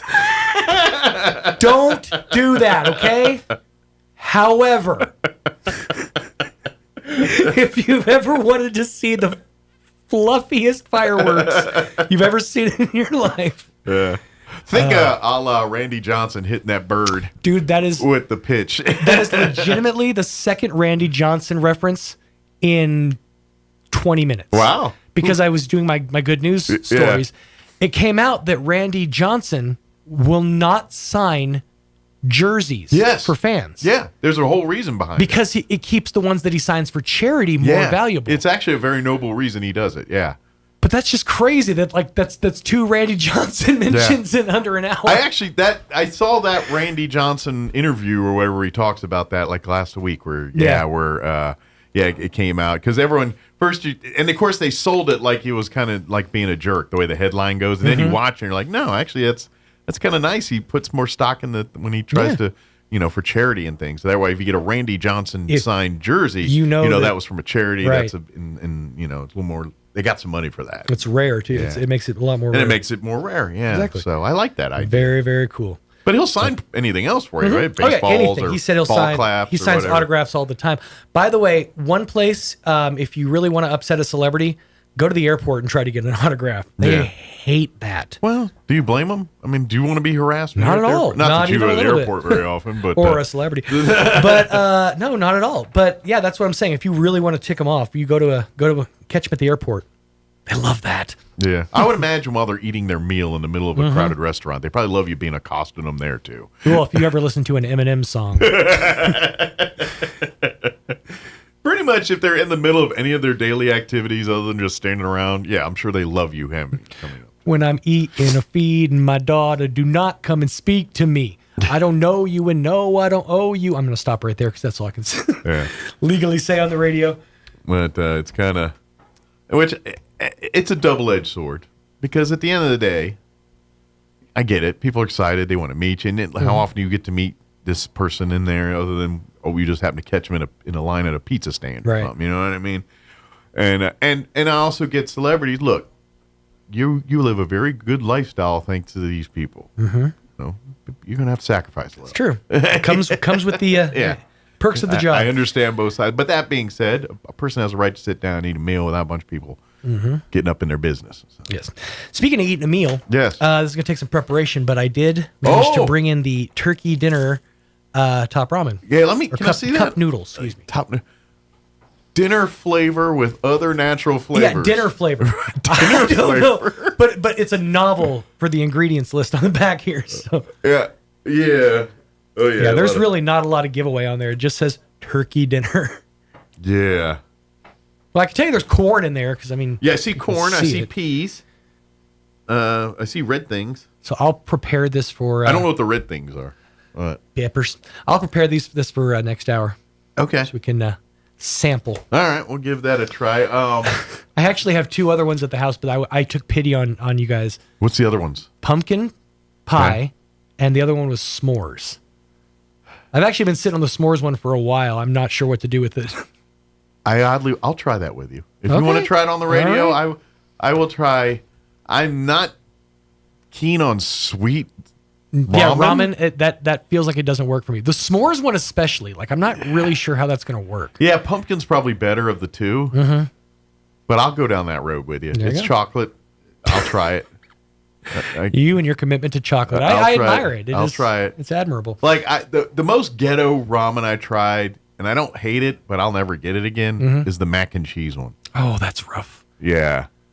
It's like soupy crappy Kraft mac and cheese. Yeah, if you're gonna, and that's the thing. If you're gonna make something that's like cream based, it's like cheese water and noodles. It's like gross. It's Yoo-hoo. You can't make a cream based product with anything but like a cream or milk. Cheese water and noodles. It's kind of ghetto. Then again, that's exactly what. Although Kraft Mac, you put in a combination of water and milk. You do put the milk or butter. You put a lot of butter in there too. Yeah. Yes, I do. I don't think our guest is here. I've not seen them yet. Nobody? It's 8:20. All right, let's do this.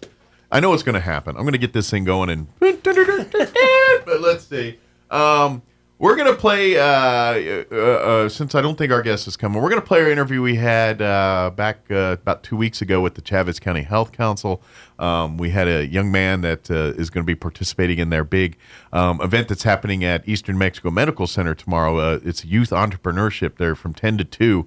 These young men and women, I think as young as 9 years old, have their little businesses selling their crafts and things, and they're learning about business and how to start small business. So we had Carrie join us, but it was about 2 weeks ago, talking about the event. So I figure we'll play that for you here since as a backup, since our guest doesn't look like we're going to make it. So let's do this.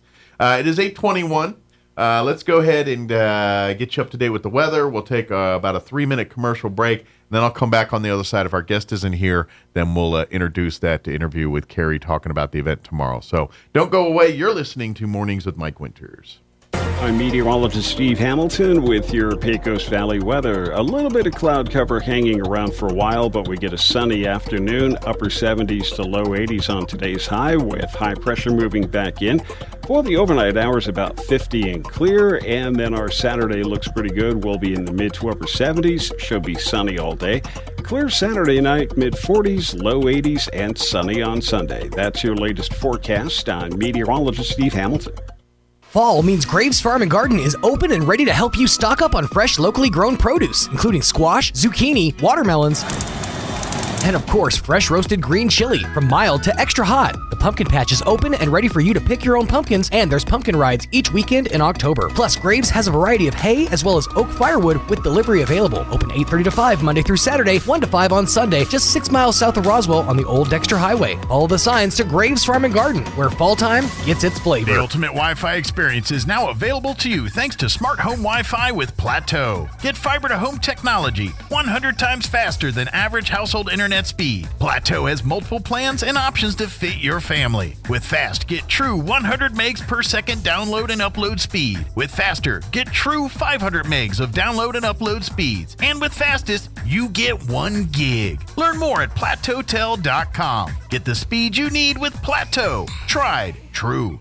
Get scary good savings all month long at Roswell Hyundai. Get 2.99% APR or $249 a month for 36 months on 2025 Hyundai SEL Sport. Get 1.99% for up to 60 months on 2025 Hyundai Kona and 2026 Hyundai Santa Fe. And 0% on 2025 Hyundai Tucson or Tucson Hybrid. And up to $10,000 off remaining 2024s. If high payments got you screaming like a demon, Roswell Hyundai can help. Quit howling at the moon and head for Roswell Hyundai, 1909 West 2nd. Some wounds need expert care to heal properly. At Artesia General Hospital's Wound Care and Hyperbaric Medicine Center, we use advanced treatments like hyperbaric oxygen therapy to help chronic wounds heal faster. If you or a loved one has a wound that won't heal, call 575-736-8235 today and take the first step toward recovery. Visit Bush Appliance in Roswell to see the Whirlpool washer with 2 ways to wash, thanks to the 2-in-1 removable agitator. With a flexible capacity, so you can take the agitator out for bulky loads or keep it in for items like jeans. Shop now at Bush Appliance in Roswell and get twice the washer that you have at home. Who you gonna call? Bush Appliance in Roswell. Stop by 111 West Country Club in Roswell or call 575-622-6390. Think back to your childhood. Did you ever have someone tell you look just like your dad? Or maybe you look like your mom, or maybe that great Uncle Joe. It's natural for us to have physical traits that are similar to our family members. As God was creating mankind, the Bible says we were created in His image. This is much deeper than just physical traits. This is about our soul yearning to be like Him. From the beginning of time, we were meant to carry the spiritual traits of our Father. However, that same mankind He created chose to go away from those traits. To bring us back into relationship with Him, God sent His Son as a sacrifice to make us once again look like Him. God offers us His saving grace so that our sins are covered and we can look like Him once again. Jesus set that example for us to follow, just like a big brother should. So join us as we study together to learn how to look more like Jesus. Join us at the Country Club Road Church of Christ for worship at 10 a.m. on Sunday, located on the corner of Country Club and Washington in Roswell.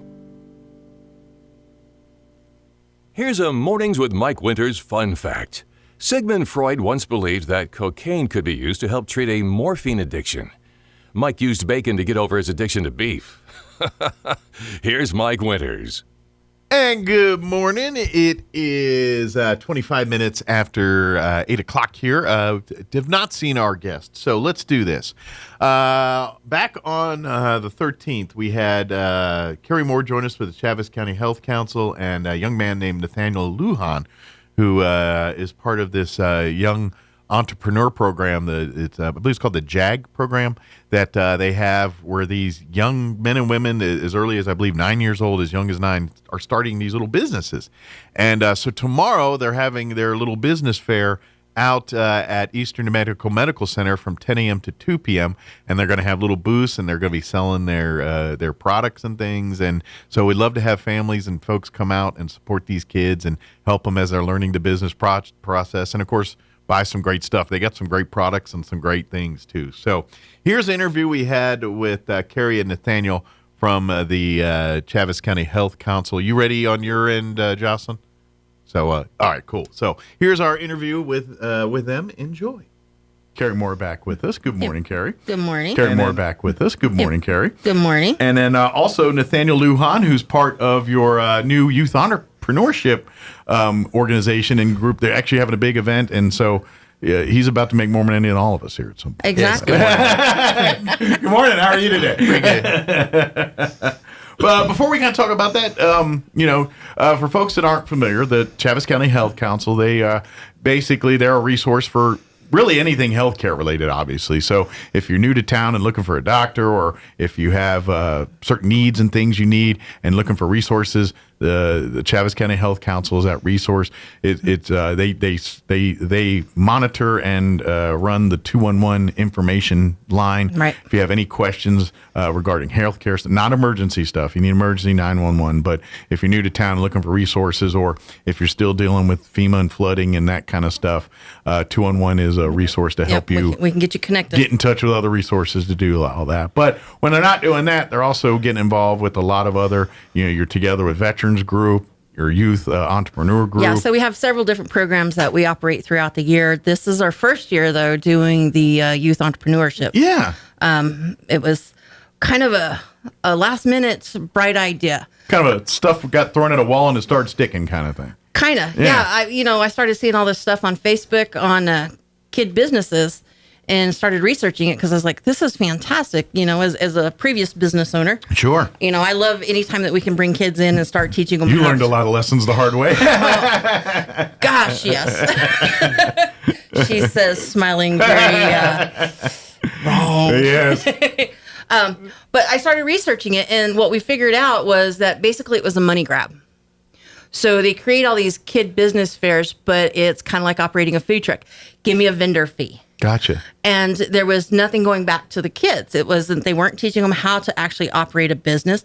They were just saying, give me money and we'll give you a booth and then you can sell. It was a racket, basically. Basically. Yeah. And I'm like, well, wait, that's wrong because you got to learn how to do this. And if we're going to do it right, we got to start them young and start teaching them all the basics of business. But also, why they're quote unquote supposed to be teaching experience, there's nothing wrong with gaining, you know what I'm saying? Getting rich from it or getting, it's because it sounds like what, it was almost the sweat equity thing is they're, using the, and then they're telling, well, these kids are learning a valuable lesson young and all, why we take their money? And it's like, whoa. And it's like, no, let's let them use this as a foundation to whatever's next. You know? Quid pro quo, I'm good with. But, just taking the money just to say, hey, okay, here, come and set up a table. That's how we were raised. Right. And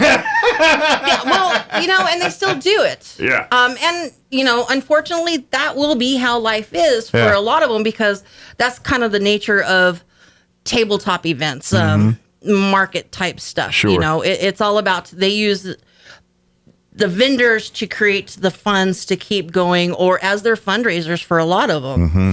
And we said, no, you know what? Let's talk to the business community. Let's see who is interested in working with the kids so that we can start teaching them how to write a business plan, how to figure out what their profit margin is. Sure. And then see if we can get them going somewhere. And this could be, for some of them, a long-term, actual true business. Or at least the learning process to the next thing. If that makes sense. Because, you look at businesses, and I don't know the stats, but I'm going to take a stab at a person that owns a small business. I'm going to say the successful one may not be the one they're running now. You know what I'm saying? Like they tried, and lessons were learned, and things were done again. And I'm thinking, why, if they can learn some of those lessons at 15, 16. Right, before they're actually basically living off said business. Right. You know what I mean? Yeah. And learn those lessons now. So by the time they are on their own, it's a more polished, better plan, if that makes sense. Right. Yeah. That's exactly what it is. Yeah. Because, once you dive in feet first and that's your sole source of income and it wasn't necessarily thought out, right? Sure. Because, let's face it, most small business owners have a passion for the product, but not necessarily the head for the business. That's why restaurants are so bad. They love to cook. They love to prepare food for people, but they don't know how to do it without charging a bunch of money or doing a thing that doesn't bankrupt them. They don't know the business side of it. Yeah. Yeah. Yeah. And so, that's what we were looking at, was trying to figure out how to get it all together. And, since we're working with kids from ages 10 to, Nathaniel, you're oldest, 17. I'm 17. Yes. Yeah, so he's 17 he's the grizzled old man in the group. Yeah. Back in He's my our day, veteran. you got bubble gum from a machine for a quarter. Okay, he just dated us.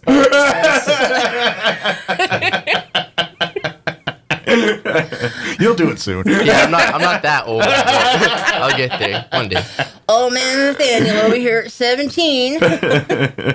But so, it's a wide gamut. So Nathaniel's business is closer to something that he would probably pursue as an adult and go into, whereas the 10-year-olds who are still learning how to do stuff, that may not be their passion. Sure. Their business might be to build an Iron Man suit or something. Right. Yeah. But it's kind of the start. It's like, do I have this passion? Do I have this dedication to learning and doing something? Because that is the majority of it. Is because as a small business owner, you no longer have a life. And in theory you do. Like you think you do. Oh, yeah. Because you're your own boss until you realize you're everyone's boss. Right. Until, everybody is your boss. Yeah, exactly. Yeah. Everyone's that's what I meant. Everyone's your boss. Yeah, yeah. You just lost all of your free time. Yeah. Yeah. And I imagine that's kind of. So I'm very curious for you. What's your business passion? The business I own is Area 51 curb painting. It's shifting to curb appeal because of the wide variety of services I offer. Okay. I do curb number addresses. Okay, so that serves a safe and security issue to our community too. Yeah. Right. And I just like those 10-year-olds, I used to start with the small things and I used to mow yards. Sure. I thought detailing cars was going to be the great idea, but everyone's doing it. it wasn't my passion. So. Ain't nothing wrong with cashing in on other people's laziness. That's how many people make millions of dollars. Yes, that one is so true.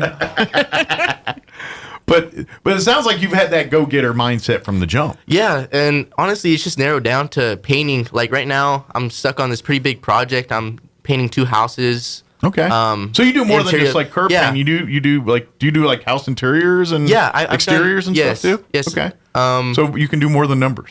Yes, correct. All right, cool. All right. You can do letters too. I could do letters. I could do your favorite football team. Got it. And they actually helped me with sponsorships, and I got a hold of the RISD credit union president. Okay. And I'm starting to move on to lot striping. So it's not just curb painting now. It's going to be all the fancy lots. And so now so that means you're probably investing money into equipment to do this kind of stuff. Yes, sir. Imagine when you start getting to that, you just can't show up with a bucket and a brush and start doing things. You got to have the proper tools to do these jobs. Well, and you have to have the insurance, and you have to have, at that point, you become a full-fledged business because it's a lot more to it, because now you're talking commercial. Absolutely. So, bringing in the Chaves County School Employees Credit Union was fantastic because great.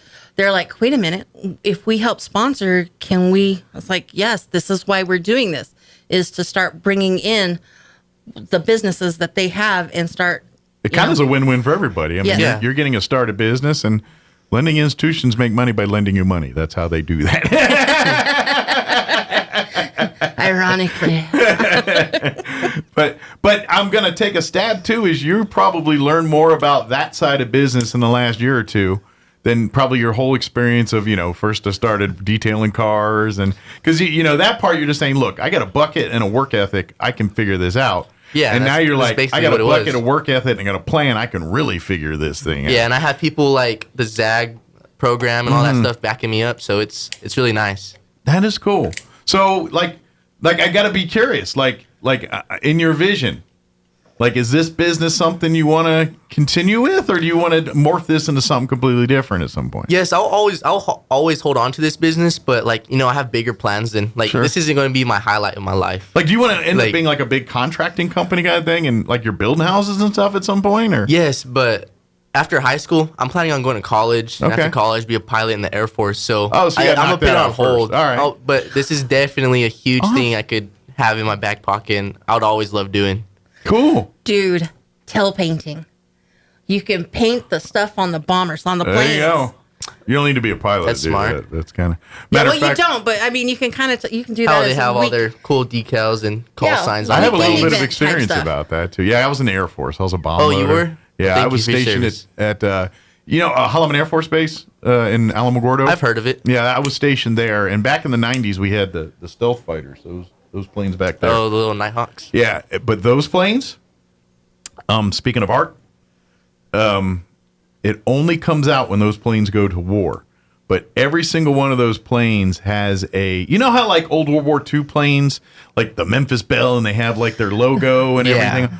Those planes each have every single plane has a book that's got its entire maintenance history from any time anybody replaced a bolt and nut, anytime a pilot farted in that thing. That's annotated in this book. And so, TMI, TMI. But at the back of the book is their markings for when these planes go to war. In the where the bombs part, there's a bay door that opens up. Well, when those planes go to war, they paint whatever each plane's symbol is. Like one of the jets was called Shaba, which means ghost in Arabic. And so on its bay art, it had this skeletal wing thing that like, and each one's different. One was like this Homer Simpson surfing kind of thing, and it was like each one's different. Some are like hardcore, some are more jovial, but every aircraft has its own bay art. And then if you want to get even more technical, any bombing runs, it's got it in there. And like when we were bombing in '99, we brought out that bay art, so I got to see it firsthand. But then we're painting all of it sortie. So when the jets come back, they got a big, kind of like a general's little metal thing like that, full of bombing missions and everything else. But sorry, that got me sidetracked. Well, but it's a side hustle. So I mean, you do what you're going to do and what you want to when you're in the Air Force, and then it's like, it was like when I went to college. My side hustle was changing brakes. I needed beer money. Yeah, that's your beer money. Well, military likes a lot of things painted. When you turn 21, guys. When you turn 21. Exactly. Entrepreneur. But But you're all right. There's a lot of things that need painting in the Air Force. So you want to be a pilot? I do want to be a pilot. Yeah. I'm curious. Do you know what aircraft you want to fly? I do. It's the F-22. Nice. Obviously. 22, yeah. That's what replaced the 117s when they left. Mm-hmm. Now they got 16s. But matter of fact, they were at the air races. Oh, nice. If y'all went to the air races and you saw those F-16s sitting out there, the black ones. Yeah, those nice painted ones. Those are my fighter squadron. That's the same people. But back in the 90s, they were stealth fighters, not F-16s.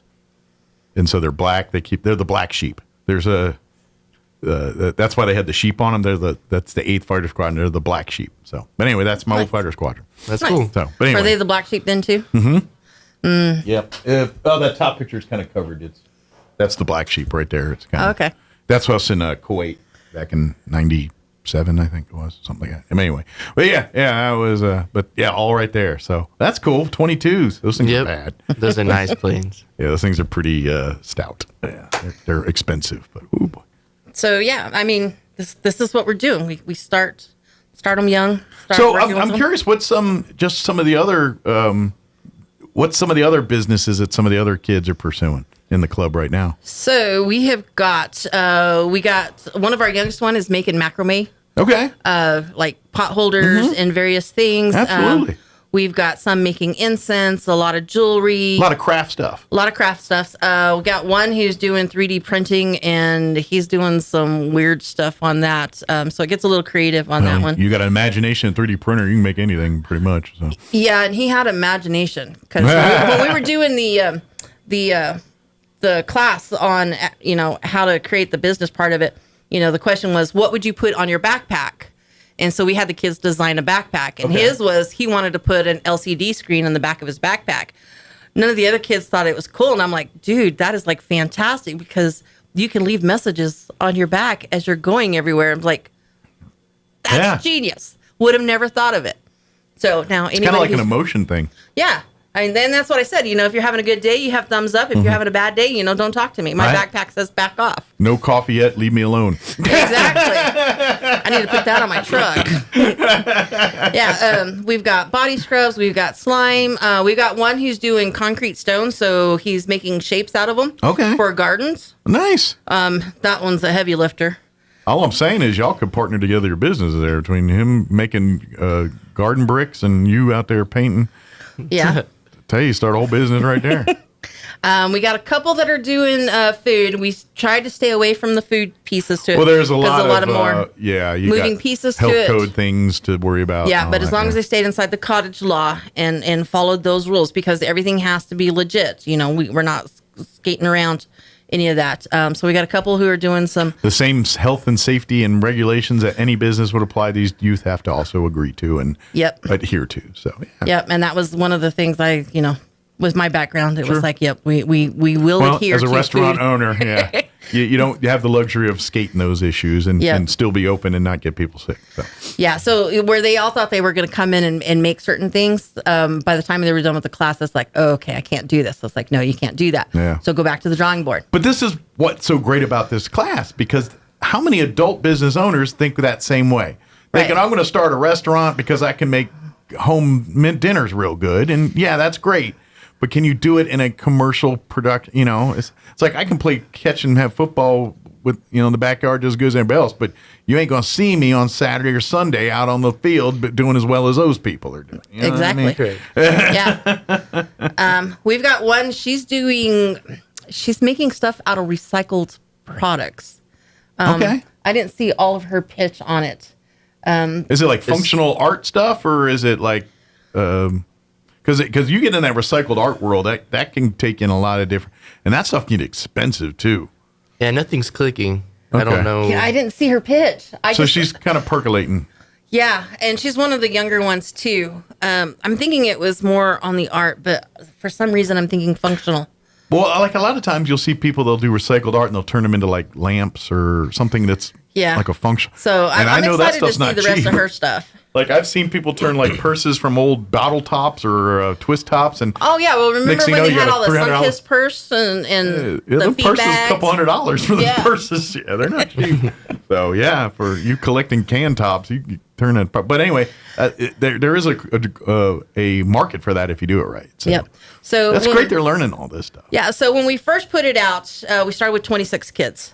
By the time we got done, we're down to 19. Okay. So, going through that first class and that's discovering. That's still a good percentage of kids that are stuck with it. Yeah. But that's where you kind of learn, am I cut out for small business? Am I not cut out for small business?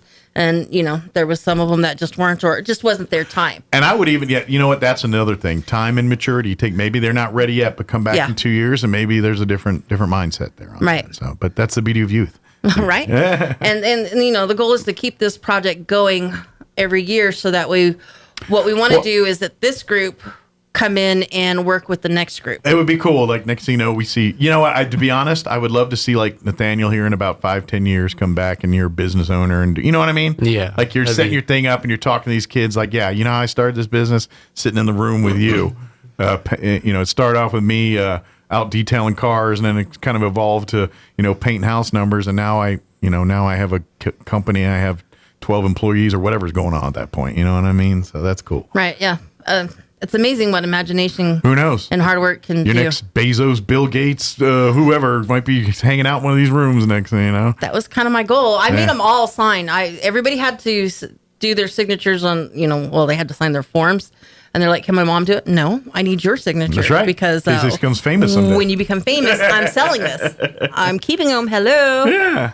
This is great news. Mama didn't create no dummy. Yeah. But we do have an event we want to get people to come and learn more and be a part of this stuff here on the 25th. On the 25th, yeah. So what we did is Eastern New Mexico Medical Center is our biggest sponsor. And so we're going to have the event there at the hospital. Okay. So we're going to have the table set up around the top floor. Each of the kids will have their booths. If they're selling items that they can actually sell right there, they'll do that. If it's the case of like Nathaniel, he can't. So come ready to buy some stuff. Come ready to buy. Okay. He can't sell you painted numbers, but some right, of those but folks you selling can sign some up of the for arts some of and that crafts. stuff. Yeah. But you can get on the list here. Yeah, definitely. Right. Yeah. Because we got the same thing happening with kids with shirts because they can't carry that kind of inventory, so they're doing pre-orders on shirts. Yeah, they're not Gildan or whoever it is, the t-shirt companies out there. Right. Yeah. So we'll have that. It'll be from 10 a.m. to 2 p.m. there at the hospital. Hey, while you're there, come and grab a cup of coffee and stuff at their little restaurant there too, or their little snack area. Yeah, at the hospital. Get one of the snacks off the kids. Oh, they got some. I didn't know if it was all. I didn't know if it was going to be edible foods. I didn't know if it was there's some edible foods in there. Okay, I thought it was going to be take-home foods too. No, there's some brownies. Oh, and, nice. Okay, cookies. Well, then do both. Cocoa bombs. Gorge yourself and all. Yeah. Sorry. Or be disciplined and take it home to your family and buy the food there. Right. We encourage you to come with cash, but some of the kids will have like cash apps or PayPals. And they probably know how to work it better than you do. So yes, and they'll be able to help you set that one up. But if you already have it, some of them will do that. Not all of them, because again, some of the kids are younger. Well, yeah, you've got some very young. Right. This is basically their first lemonade stand kind of thing. Basically, yeah. But they're learning the ins and outs, and they can come and do this, and so. And by the way, Christmas is right around the corner. I imagine there'll be a few of these arts and crafts projects, make beautiful gifts for family members and things. Well, and that was one of the reasons doing it right now is because we are going into the Christmas season, and so there'll be more markets opening up. So if they figure out that they really like this, they can do the production time of it. They can start setting up into the markets, and then by the time Christmas or after Christmas rolls around, then they could have a nice little nest egg to create whatever it is that the next thing that they want to do. Depending on what their business is, maybe next thing you know, we start seeing them out here on Saturday mornings during the summer at the farmers markets and everything else. Which unfortunately that's wrapping up for the season, but it'll kind of give them time to plan for next year. And I mean we did it kind of on purpose the way we did it so that we could hit that, and then if they have that, then they can go into the farmers market because our goal is to give them just that avenue. And then, this is a learning project, and let's face it, not all these businesses are going to succeed, but they're going to learn. They're going to learn the steps and hopefully take it to the next thing. Because they're learning basic business, especially for some of your younger members, where it's literally this lemonade stand. They're getting the bug. They're getting the ins and outs, and they're starting to realize for the first time that to do a business, you can't just show up and flip a sign and say you're open. It's hard work. There is learning to it. If you don't like math, this might not be your best thing. But then again, you might learn it in a way that you find like now you got a reason to like math. Like some people, like I hate math. until it's your math. And then you like math all of a sudden. You know what I mean? Right. And learning customer service on top of it, because they're going to have to do that. Learning people's personalities and how to talk to people in a face-to-face situation. I mean, there's so many skill sets. Even if your kid really isn't going to end up being a business owner someday, there's so many skill sets that will serve them well, whatever their path is. You know what I mean? Right. And so, you know, even if you're like, okay, I'm not going to open a mom and pop shop, but you know what? Now I know a lot about business, and now I'm a consultant for a Fortune 500 company that now I open and close businesses every day. You know what I mean? Or maybe I have a different outlook on somebody else's small business, where I figured out, you know, it's not quite as easy as I thought it was going to be. And I imagine there's got to be a business for businesses starting businesses, like consultant business work and stuff like that. Or maybe kind of like the Roswell Chaves County Economic Development. But I'm sure there's a much more expensive way to do that if you want to pay somebody a lot of money to do that. Yeah, there's consultants of consultants of consultants. Somebody with a out high expensive dress account, you know, a clothing account, and their briefcase costs about as much as your car. Yeah, there's a lot of those out there. And hopefully one day we'll get some of our kids to that point. Yeah, but that's the goal here. So please, mark October 25th, 10 to 2. Come out to the hospital, Eastern Mexico Medical Center. Come to the kind of the main foyer there. You'll just follow the, you know. Hopefully you're not there for other purposes. You're there just to get, come in and check out the kids. Yeah, you're not there for an X-ray or nothing. But if you are, it's a good time to check out the kids. Kill two birds, get them all done. Say, hey, while I'm here getting my lab work, I can go ahead and go get some goodies and things and support these kids. But we do have to pay the bills, so we're going to have to thank our sponsors because without them, we weren't able to do this. Because with our sponsors, instead of asking the kids for money to be able to start, we did a Shark Tank and we actually gave them startup money. That's cool. They're giving them an actual platform here. Right. Basically, they take their idea and run with it. Money, the other part is I'm not saying it's not an obstacle, because it is, but some it is. It's taken care of, yeah. And that was one of the things we wanted to make sure that everybody who wanted to be able to start a business had access, and it was a fair playing field. Yeah. Well, and to be honest, that's how you get these kids. Like it's like fishing. When you're teaching kids to fish, if they're not catching fish, the odds are they're, you know what I mean? Right. They'll never go back again. Exactly. It's like, this sucks. I'm just sitting out here holding a stick in the water for 3 hours, you know? That's how I fish. So I would like to thank Eastern New Mexico Medical Center, of course, Richland Motors, the Roswell Chaves County Economic Development, Chimera Professional Physicians, Chimera. I just know them as Chimera. Yeah, Chimera. Fulkerson Plumbing, and then, of course, the Health Council. Yeah, absolutely. Well, thank these businesses. And, of course, every one of those ones you mentioned are kind of community staples to this business. Names right. That you know and love. They were our Shark Tank. So one of the leaders from each of those businesses is who the kids had to go and pitch to. And so, well, it makes sense because every one of them probably sat in those kids' shoes in some way, shape, or form at some point. You know. Well, yeah, and that's kind of one of the reasons, you know, how Nathaniel was able to do what he did, because economic development was there. Sure. And they went, let's talk about Nathaniel. Well, and that's just it too. Is you got to see people that can actually help you take whatever you just thought was an idea into something that's tangible. Yeah, know? I really do. I'm really grateful for the sponsors. I mean, I'm sure for all those kids, I was a little nervous because we had to go up there and have our own little interview or pitch or whatever. Sure. And I went up there. They liked it. We got in touch, and it's really opened the door for me. So, yeah, thank you to them. Well, that's that learning experience because, you know, you've got to, I can kind of just tell by talking with you, you have a self-motivating type of personality where, you know, you're pretty, but some people, and so I don't think people don't intimidate you as maybe some other folks your age do. Like you seem like an outgoing and with person.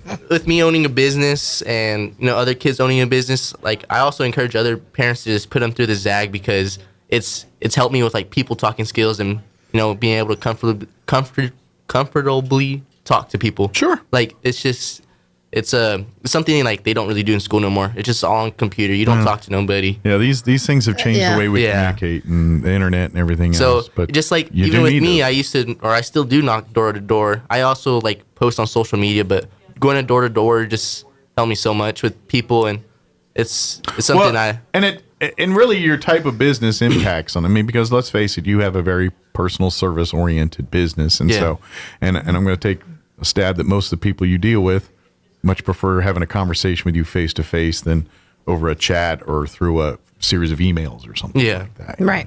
Yeah. So, it's a fantastic program. It is. I'm excited to see where it's going to grow into. I hope this becomes something that is like a staple. Like it's, we look at certain things that are just part of the fabric of our community. This should be part of that, That's the goal. Another huge one I think is part of the fabric is ROIFL. Parents, put your kids in ROIFL if you want them to grow up into sports. Because like a lot of the kids because I'm in high school right now. Sure. And a lot of the kids that are stars on the football team played ROIFL. They were able to have an early stepping stone. And I think this is kind of like in the same ballpark as Zag. Sure. Like, it's just a good like stepping stone. Well, I'm going to take a stab through your sports. That's where you learned a lot of your team building, a lot of working well with others, and sports is such a great, even individual sports. Those golfers and everything, because they're still team oriented. That there's something that you just can't translate. So that makes sense. You got that sports background in. That's why you want to do 37 things. You're going to be a pilot, a business owner, football player. Hey, if time allows and I have the motivation and it'll all work. Yeah. He'll be skywriting on his way out. Yeah, good for you. Yeah, as soon as I fly this mission, I'll get out there and build your house real quick. Hold on. But that's so cool. So you're what, 16? I'm 17. 17. So you're about ready to go to college or take the next step. After May 23rd is when I graduate. Okay. Have you locked down your plans for that after, or are you still working on that? It's either going to Colorado or the University of Colorado Boulder. I'm pretty interested in them. Go wrestle for them. Well, I know you want to go Air Force there. So is your plan to try to get into the Air Force Academy at some point, or if I'm able to, and I'm going to take the ACT this weekend. If the scores are good, I'm going to apply for the Air Force Academy, and I have a pretty solid chance getting in. Hopefully. I think you need a congressperson's. Yeah, I'm filling out an application for the White House to get a what is it called? Not recognition. Is it recognition? A recommendation? Recommendation. There you go. From the vice president. If not, the Senate's always there. Yeah. Yeah, well, and now you know some people who know some people. There you go. Do. There you go. Yeah, we have those kind of connections too. Yes.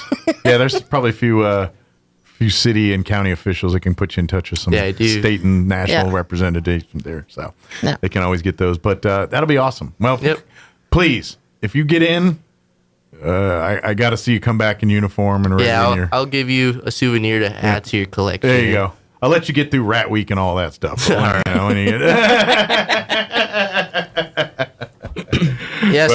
all the listeners, make sure you all visit. Go check out Zag on the 25th at the hospital. Go support, the youth. Yeah, there's nothing wrong with that. Now you don't need to pre-register and just come on down. Come on down. Get ready to shop and of course if you're interested in maybe participating in this, maybe you're a business owner, maybe you're a community member and you're thinking, I love what they're doing. How can I get my business and myself involved in this? I'm sure Carrie would love to get more business community owners, community business owners as part of this, because let's face it, you're the wealth of information. You're the ones with the experience. You're the ones who are doing this day to day, and what better teach these kids how to do it than the people that are doing it every single day. So. Right. Yeah. And the goal is eventually that Wings for Life, who's got part of the youth program, and then over at Extension Office. No, gotcha. Okay. Sorry. I was thinking CASA. What are we talking? No, the Extension Office. So that, you don't necessarily have a plan, but you like certain things. Well, they can teach you how to sew. They can teach you how to do this. And you can start building those skills. Find your niche. And then you can come this way and take those skills into this. And so, and that's kind of, kind of like what you're doing, Nathaniel. You're really throwing a lot of things to the wall to see what, that's kind of how you do life, man. That's how you find what you like and what you really don't like. Right. So we'll do this again. We're going to work out dates and different things. But October 25th is our next opportunity to support these kids, learn more about the program, spend some money, get some gifts. And of course, support and foster the future of our community. Yep. Exactly. Yep. Absolutely. And if any of y'all are wondering who this Nathaniel guy is, go check out my Facebook page. I'll say, dude, you got to market, man. Market your business while you got right you here. You're in front of a microphone. Do you? My Facebook page is Area 51 Curb Painting. It's the one with there's two. It's the one with the logo. Okay. Check out all my work. I would consider it pretty impressive, and if it fits you, just send me a DM or my phone number's on there as well. And not to mention if your curb numbers look sadder. Yeah, and if you're like, oh geez, like now that he pointed it out, I probably need a new set. Kind of faded and I'm the sad. guy. Yeah, get it freshened up, and you never know, it might save your life. And they're the fancy ones. It's not just the whites with the it's not the white and stencil. black. I do those as well. It's pretty simple, but. Well, that's probably like your charitable work. Like if a neighborhood needs some stencils real quick for safety. Yeah, like it's no problem. But I found my little would it be a niche? You can customize it to like their lights and customize. things? Like I did one for my mother. It's a sunflower. It has a nice ombre background, and so if I want to tick off my neighbors. Yeah. Can I do like a commander's number thing? Sure can. I've done. Yeah, you know what? I think it can be just more than just a little curb. I think you could do like a whole block there. Right. Oh yeah, I like definitely. If you're gonna do it, Mike, do it right. Do it big. My HOA's gonna throw me out. Just supporting the youth, people. That's all we're doing. I'm supporting our the youth. community. It's not my fault you don't like the commanders. Well, good deals. Everything we get, did we get it all? I think we got it all. If you have any questions about anything, 211. That'll call be happening. 211. And answer. If you got anything else, like if you still have questions about flooding stuff, or like I said, if you're looking for healthcare resources or any of that kind of stuff, Basic or needs. if you're a healthcare professional looking in touch about more resources for your own, please reach out to the Health Council. And don't forget, always looking for volunteers to serve in any way. If you really have concerns and things about the healthcare side of our community, please, they're always looking for more people to be a part of the council, to share their thoughts, opinions, and offer their services to help make it better. So Exactly. Good deal. Well, thank you guys. Good luck. We'll see you, Nathaniel. And seriously, come in. I want to see the uniform. I sure will. Yeah, that'd be well, pretty thank cool. you, Mike. Thank you, and who knows? And of course, this could be Picasso. Next thing you know, he's an artiste. And right. There you go.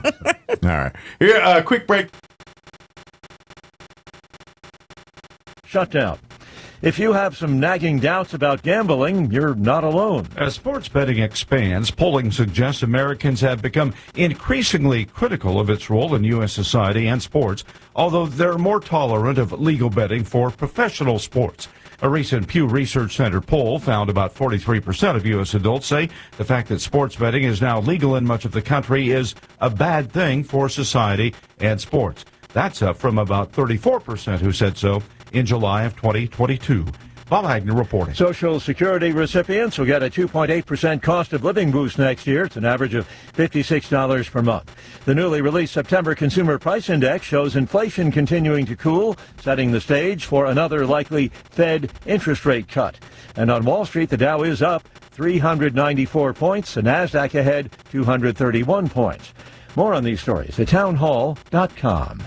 Everybody wants cheap airfare, but where do you find it? You call Low Cost Airlines. Their prices are direct from the airlines, and they're so low you can't find these fares published anywhere. They specialize in cheap flights, discount hotel rooms, cheap car rental rates, and great package deals anywhere around the world. Wherever you want to go, they can help you get there cheaply and with a best price guarantee. If you want the lowest prices on your airline tickets or other travel services, call now.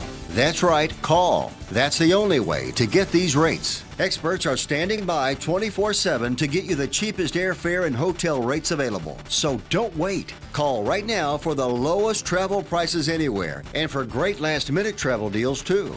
Call 866-755-5300. That's 866-755-5300. Again, that's 866-755-5300. Call us right now.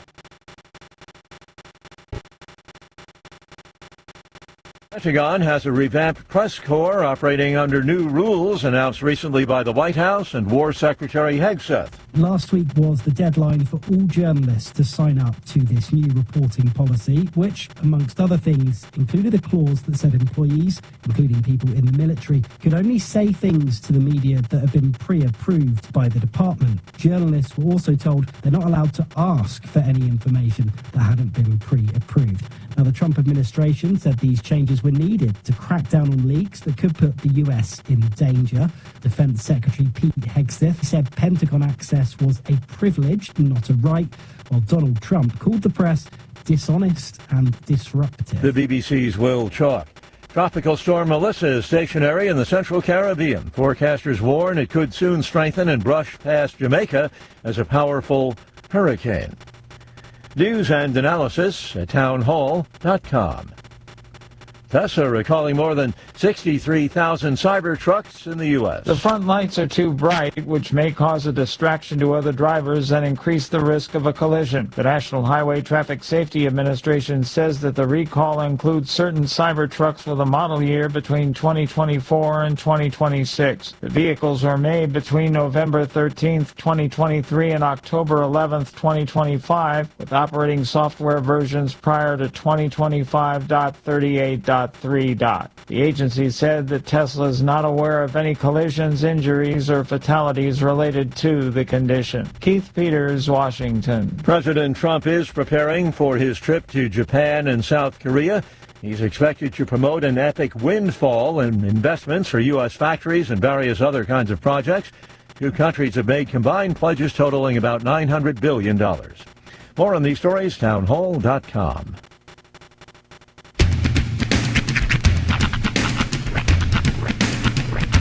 What in the wide world of sports is going on here? I promise you, whatever scum did this, not one man on this force will rest for 1 minute until he's behind bars. Now let's grab a bite to eat. Yeah, come on. Feel the hot wind on my shoulder and the touch of a world that is older. I hit the switch and check the number. I leave it on and then I slumber. I hear the rhythm ringing through it. Flamenco guitar and cumbia music. I hear the talking of the DJ. The abolition, what does he say? I'm on a Mexican radio. I'm on a Mexican radio. Broadcasting live from high atop the J.P. White Building in downtown Roswell, New Mexico. It's Mornings with Mike Winters on 106.5 Roswell's Talk FM. Is that what I sound like when I talk? Now, here's your host, Mike Winters. And good morning. It is 6 minutes after 9 o'clock. Welcome. He will sneak in real quick to hour number 3. Tres Inviernos of Mornings with Mike Winters right here on 106.5 Roswell's Talk FM. Thank you, Sean. We're going to kind of start the hour here, right getting into it here.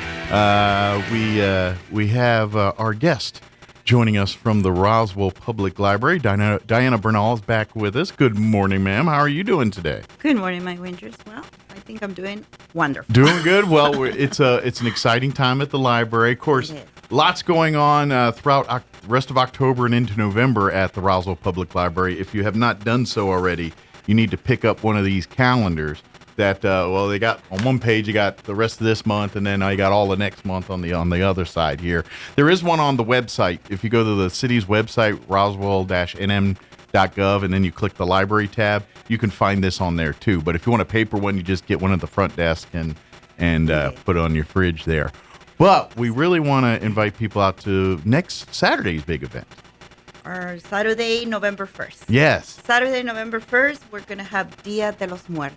Yes, and it'll be right after the trick-or-treating on Friday night with Halloween, so you can come Saturday morning, beginning about 10 a.m. to the library, and celebrate Dia de los Muertos and learn all about the beautiful customs, traditions. You get to make crafts. You're going to get special treats to participate in and be a part of. It's going to be a fun morning.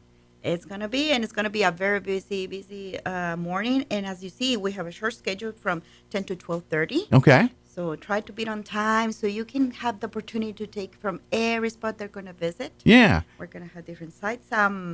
Like for instance, once they enter to the library, we're gonna have the traditional blessing. Okay. Those ones that have the loved ones. Gotcha. Please bring your picture, and they're gonna receive a blessing. But as a courtesy, we're gonna give a monarch butterfly. Okay. And it's a magnet butterfly that they can attach to any place. I mean, So you can stick it wherever it's important to you. It is. It is. Okay. And they That's can a use metal, it. of course. Some people they take. They like to have monarch butterflies in relation for that special event. Is that And kind of a symbol that's common? It's symbol because monarch butterflies comes from the center of Mexico. Okay. According to during that period, a month of October, they immigrate from and they travel back to Canada. Okay, so that's kind of where in that time of the year, that's where that's usually the part of the world they're in. Okay. It is, and they immigrate and they immigrate in there. And they because of the weather at that center of Mexico, that's where they usually appears. And for some reason, they connected to Dia de los Muertos. Some of the people, makes sense. And decorate a part of the altar. Well, and the beauty of, for folks who don't know the lifespan of a monarch butterfly, some of these butterflies, their whole life is just to get the herd from point A to point B. So the ones that are in Mexico, they're only going to go part of the way. They're going to pass and move on as the next generation goes and keeps making the trek north here. So it almost is very poetic. That kind of goes with Dia de los Muertos because that's the life of a monarch butterfly too. Yes, actually, I have this tradition to write a poem every year during Dia de los Muertos, and I provide it to people, to patrons around the library. And last year was about the monarch butterfly. That's cool. One of this day I will share it to you. Unfortunately, it's in Spanish, but I will try to make an adaptation to English, and I will provide you one. Absolutely. And then, you know what? Maybe use this as a way to pick up a little Spanish or vice versa. Maybe Spanish pick a little English up, too. I have some patrons, they say, you know what, no matter what, but I understand few words and poetry, it's kind of like a tune. It's a universal language. Yes, it is. Well, let's keep moving on. Okay, right at the lobby at the entrance, we're going to have the Spanish Chamber providing a delicious pan de muerto and aguas frescas as a courtesy. So some people may like, especially elderly people, they just like to stop by for the blessing. Sure. And they can enjoy that, the pan de muerto right after the have blessing. a little eating, visiting and chit chatting and things like that. Well, and we can talk about it. But we have things for everyone, for all ages, from young to young at heart. Yes, once you go inside the library, everything's going to start. We're going to start right away with el folclórico, ballet folclórico, Así se baila. They do an amazing performance. Like last year, they were dancing with some candles on the top 2 years ago. Okay. But it was not a real candle, obviously, not at the library. The fire marshal, we don't want to get them. No actual fires. They disagree, definitely. But the balance, how can they coordinate and dance and have something on their head? It's amazing. Plus, they have the big flowing dresses, and it's the folklorico dancing is one of the most prettiest visual dances I think humans ever do. It's just between the dresses and the movements and what they do. You don't have to know or understand a thing about it to appreciate the beauty that it has. So no, not at all. And I follow them because every time I see the rehearsal, every time I see them dancing, impressed, and they come up with new ideas, with new stuff. They have a recital twice a year, I think, if not at least once a year. Don't hesitate to stop and see what they do and how they welcome people. It's another word. And if you get a chance on November 1st, talk to them and they will tell you they'd be happy to tell you some of the history and the purpose behind some of the dances they're doing. Because yes, the pageantry and the beauty is all, but it's very ceremonial. It's like Dia de los Muertos. It's steeped in tradition and steeped in culture. So. And I'm seeing little ones, youngest as 3 years old, dancing And they do well. So they welcome anyone on a folklorico así se baila. I even seen ladies for even grandparents dancing as well. So don't hesitate, stop by, look at them, see them dance, and like you say, ask Join them, in, yeah. join them. Maybe you're going to end up dancing for the following year. You could be a folklorico dancer yourself. Yes, you never know. It is. So. And right at that, on the same spot where we call the young adults, they're going to make ceramic, what we call plaster skulls. Okay. They can paint in them there, and they can make bracelets as well. Okay. So if you have teens, well, they're more than welcome, especially teens, they love bracelets, so they can stop by right after the dance, and they can continue. And those will last a little longer than the sugar skulls because, those are gone. Well, now you have something that lasts, a keepsake that lasts a little longer than those. But getting that same flavor and meaning behind it. So, yeah. It is. And some of them, they can use it for part of the altar as well. Sure. The decoration. And the best thing, you don't even have to use paint, so you don't have to worry about how long it's going to take to dry. We're going to use markers and colors as well. And it still so you can look the same. Put it in your purse or pocket afterwards and not worry about it. Yes, sir. And then right next across the corner, we're going to have what we call the maker space. They're going to make beautiful handbands. Okay. And paper flowers and papel picado. Oh, very good. And they're going to be wonderful co-workers explaining how to make them, and doesn't take that long to make them, believe me. And they're gonna walk out with their beautiful headbands, wearing, especially those little ones, the little girls that love to have something on their hair. Oh, absolutely. And what girl doesn't want to look pretty? indeed. But in the same area of the adult section, we have on the Spanish area the altar, and this time we honor Frida Kahlo. Okay. Her personal life. That's who this year the library universally across the state are on. Is it the same person or is it just here in the Roswell location? Frida Kahlo, it's world. All the kind of the libraries pick a different person to honor. And this one's universal. So when the library in Farmington is also celebrating this. But that's what I was trying Sometimes we have someone from the community. And in addition, we have someone part of the culture to learn a little bit more. In this occasion, we have just about Frida Kahlo because actually our whole exhibition that we have an area that we call the glass area with the exhibition. Okay. And we have all the information about her that you maybe never hear about. Learn about her life and her experiences. And we even give some ideas of what we call the Casa Azul. We have pictures, and you can ask about us, where it's located. Okay. That is now considered as a museum. So you can go and visit some of these places. Sometimes. And we have right there where we have a Frida Kahlo ofrenda. Okay. The meaning of each item that we have in there in the ofrenda. Okay. And we have a guest. The guest is from the cemetery, Ruben Esquivel. He's going to give some information. Also, in addition, he's going to give them more things about the cemetery pamphlets. Okay. You never know that you need additional information that you don't have the time to visit and to ask for. And just have it handy in case you need it later down the road there too. Well, is there any biographies or books about this person that if people want to do some more reading or maybe the library can check out? Or Indeed. Good deal. And actually, my friend Priscilla, she says she was concerned to have some books on stand. Okay. So they can see the display, some examples, some ideas, and they can ask them. Don't hesitate to ask them for Frida Kahlo's books as well. Perfect. And even on the children's area, we have more books of Frida Kahlo to learn about her history. So if you want to start there in case, if you're trying to get a general background, if you don't know, I don't care if you're an adult or a child, start with the children's book, and that'll give you a good background, and then you can delve into something more age appropriate. And it surprised you, like most adults that like to see the children's books. It seems the kind of language is simple to understand, and for some reason that's easy to remember all these biographies. It resonates in your brain a little better. It is. And talking about the exhibition that I was telling you before, right next to the exhibition, stop by, see things that you never heard of her, and also some other pictures as the example, but a beautiful basket of a Catrinita doll. And that basket has more than just the doll. It has a beautiful mug made in Mexico. And it has a beautiful Frida Kahlo coin purse. Okay. And that is original from Chiapas or Oaxaca. Okay. From south of Mexico. Some real keepsakes. Yes. Yeah. Most of the stuff come from Mexico, made with artisan hands. Yeah.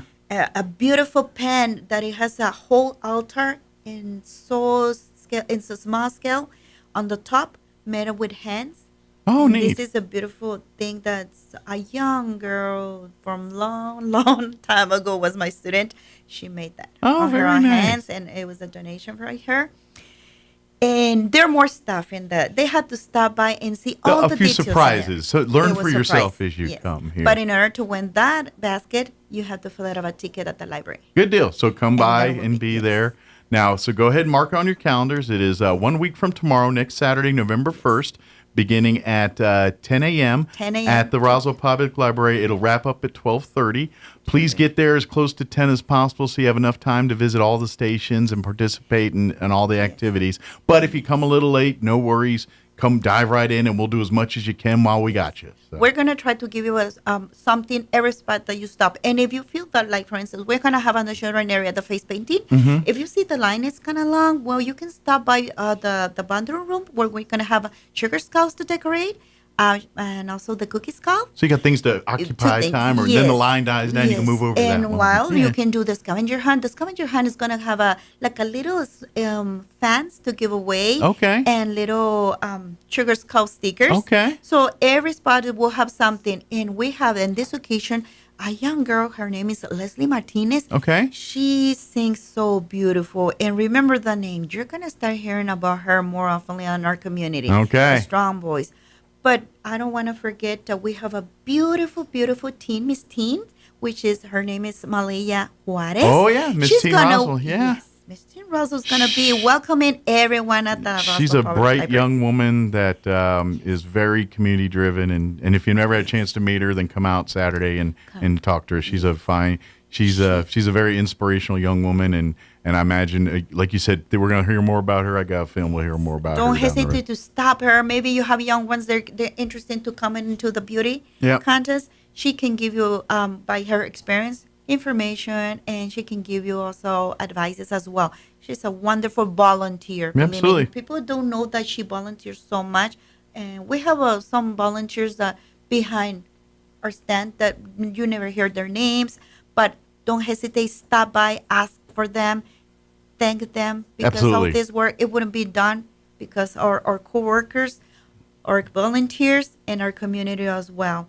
I hope that everybody they mark the calendar. Please stop come by and I'll take keep the reminding you all next week too to get out there and have a lot of fun. So don't be up too late trick or treating, so you can get a good night's rest to be at the library bright and early, 10 a.m. Saturday morning there. So, did we get it all, Diana? I think that's all what we have. It will be November 1st from 10 to 12:30, and don't worry. And don't hesitate to, if you have any questions or anything, you can call the library. Follow the Roswell Public Library on Facebook or Instagram. There's information at both of those locations as well, too. And, of course, you can, go to the website, the City of Roswell's website, and click on the library tab and get information there, too. So, good deal. Diana, thank you very much, and I know you got an event to plan, so you got to get back to the library here. So we appreciate you, and we'll see you next time. Okay? See you next time. Thank you. Have a great weekend. As well. Don't eat too much. I know it's holidays coming up. There's gonna be a lot of food opportunity. I know. Thank you, Diana. You're welcome. All right, it is 9:21. We're gonna take a quick commercial break, and then we're gonna have Amy McVeigh-Tejas join us with the Historical Society. Don't go away. You're listening to Mornings with Mike Winters. Picture this. You're behind the wheel of a John Deere compact tractor. You're effortlessly breaking ground, moving piles of rocks just by moving a lever, and enjoying the sun as you clear brush across your pasture. We could keep trying to put you in the moment, but to really understand what this feels like, you just have to get in the seat. Stop by Pecos Valley Equipment in Artesia and Roswell, or visit us online at pecosvalleyequipment.com.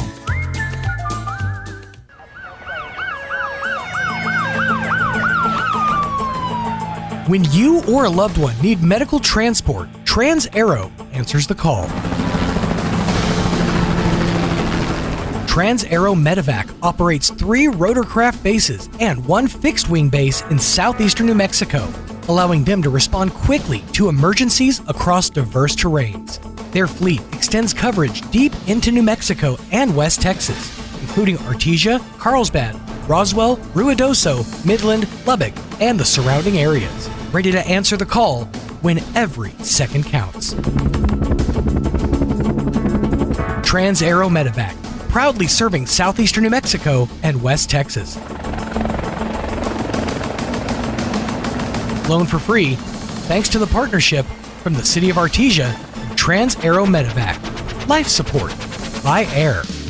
Jennifer here at Trustmark Roofing and Windows. And did you know that we get a bunch of service calls per year from people who didn't even hire us? That means they originally hired someone else to replace their roof, windows, or gutters. Then later, when a problem popped up, they tried to call their contractor back to help, only to find out that the contractor has ceased to exist. They're gone, done, out of state, out of business.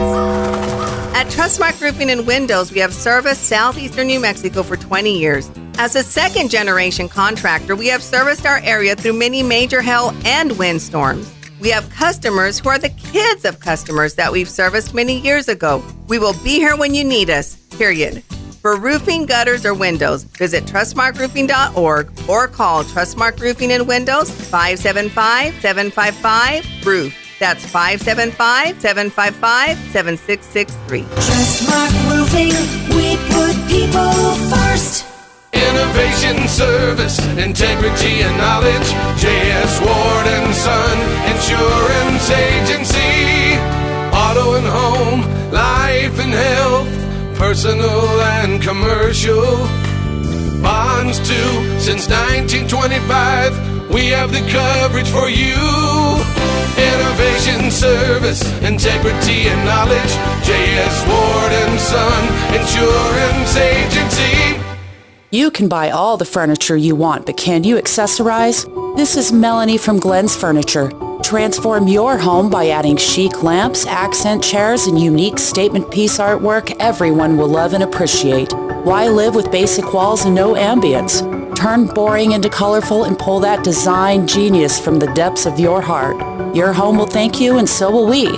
Come see us at Glenn's on the corner of Union and Alameda, where delivery is free since 1953. October is here, and that means it's time to paint Roswell Honda pink. Roswell Honda has teamed up with the Chaves County Cancer Fund to donate $50 from every vehicle sold. Get 4.99% APR for 48 months on 2025 Honda Civic, 3.49% for 60 months on 2025 Honda Accord Hybrid, or lock in 2.99% for 60 months on 2025 Honda Accord. Great deals for a great cause. Paint Roswell Honda pink all month long at Roswell Honda, 2177 West 2nd.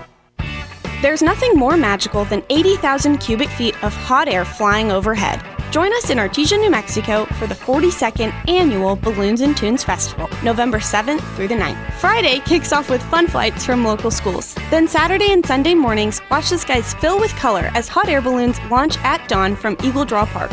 Stick around for inflatable costume races, bounce houses, and even remote control balloons. Food and coffee trucks will keep you fueled for the fun. Saturday night, 5th and Texas comes alive at the Artesia Arts Council's Balloons, Bands, and Brews. With food trucks, local New Mexico brews, live music, and the Artesia High School Marching Band performing alongside balloon pilots in a fiery concert you won't forget. Admission is free, with only $10 entry into the beer garden. Plan your weekend getaway to Artesia, November 7th through the 9th for the Balloons and Tunes Festival. For more information, give us a call at 575-746-2744 or visit artesiachamber.com. Paid for by Artesia Lodgers Tax. Here's a Mornings with Mike Winters fun fact. The Goodyear Rubber Company researched and concluded that shoes wear out faster on the right foot than on the left. To fix this, just walk backwards for half the day. Here's Mike Winters. And good morning. It is 27 minutes after 9 o'clock, and joining us in studio this morning, Amy McVeigh-Tejas, joining us from the Historical Society for Southeast New Mexico. Dee, as well here, talking flowers this morning. Good morning, ladies. How are you all doing today? Good morning. Good morning. Thank you. Well, first off, kind of before we kind of talk about this and things, let's talk a little about the event. Of course, we are getting to that time of year again where a tradition in Roswell, New Mexico for many, many years, the Holiday Magic Arts and Crafts Show, that's been a long tradition. Unfortunately, it's taken a back seat, or not a back seat, it's taken a smaller turn for over the last couple of years. And until the convention center is back to its old form, this is what we're going to do. But coming up here next month is kind of a mini version of what we call the Holiday Magic Arts and Crafts Show, right? And so kind of give folks a little bit of, because I know your family's very much from day one involved with holidays. So give folks a little bit of background on that before we kind of talk about everything else. I just grew up as holiday magic was part of our lives, and it was, you had to go. So my love for holiday magic goes back. My mother was one of the original founding women that came together with holiday magic. And I think on behalf of the Historical Society, with the tragedies that occurred a year ago, it felt right to unite. And we pulled together. I think we could have filled up the whole Lee Street with we had so many. We don't have a lack of people wanting. We have a lack of space. So we have members of the Historical Society that are part of that. So it grew into a nice little pop-up that the Holiday Magic, and I think even the Liberty last year did another holiday pop-up, which is great. Yes. The more the merrier. The more opportunities we can give folks a chance just showing love to do this. It's a great thing. So talk about who's the different booths that are going to be at this year's mini holiday magic. Well, on behalf of the Historical Society, we had a huge amount of requests to add on from last year's, and the right thing for us to do, I guess, not going outside with weather, is keeping the original team. So we have Deborah Lucas. I can smell her aroma all the way. I know she's good. I've already tasted pumpkin rolls the moment you said Deborah Lucas. We have the amazing green chili of the Lusks. We have book signings by Donna Blake Burchell and John LeMay. Yes. We have Danielle Gonzalez with her amazing gifts. We have Angela Strange with her amazing gifts. We have Vera and her amazing blessings. Oh, and Georgia Bader with her amazing jewelry, and Kim Conley with the hat bar, and that kind of stuff. And so with our event, I'm so honored to be sitting next to Dee to partner with us, or I guess it's a natural holiday celebration. It kind of fits like we want like women gloves. to Perfect. dress up and families to dress up for a nice holiday cheer and just stay in our historical area. Coming to the museum first, or going to House of Flowers. They're part of our family. We love them, and it's just wonderful. I'm honored. Like you said, the history. Talk a little bit about that with House of Flowers. Well, House of Flowers was originally founded in 1914. Okay. In the existing building that we are same still location, in. everything. Same location. It was formed by Howard Glover. Okay. And get a little closer there to that. Howard Glover, and he apparently the first couple of years he had it, he hired 3 girls from Roswell High School. Okay. To deliver flowers for him on Valentine's Day, and Okay. happened to fall in love with one, Helen. And as you one know, Yes. and Love she went on. She loved the flowers so much. After they got married, she went on to New York City and attended flower design school. Okay. And very unique woman. Her grandchildren have come back to visit twice since I've had the shop, and I've had the shop since, I own it with Janet Libby, and I own it together. Okay. But we have had the shop since 2001. Okay, so you've got going on over 26 years. 25 years under. Yeah. So it's a great shop. It's a very unique building. And it's I love people just to come in and look around. I would imagine it's hard to be in a bad mood when you're walking around in a building full of that, all the smells and the beauty. Yes. You know what I'm saying? It's kind of like working at a bakery. It's like, how do you be mad when you're in a bakery all the time? You know what I mean? That's right. So coming into this, did you yourself have the love of flowers before going, or did that evolve over the last 25 years? No. I had worked for a doctor for 35 years, a dentist here in town. Okay. And he retired. And I always tell everybody I had a midlife crisis and bought a flower shop. Okay. Well, it worked out pretty good. Yeah. Unlike most men's sports cars. But no. Oh, that's funny. we just, Janet and I both work so hard.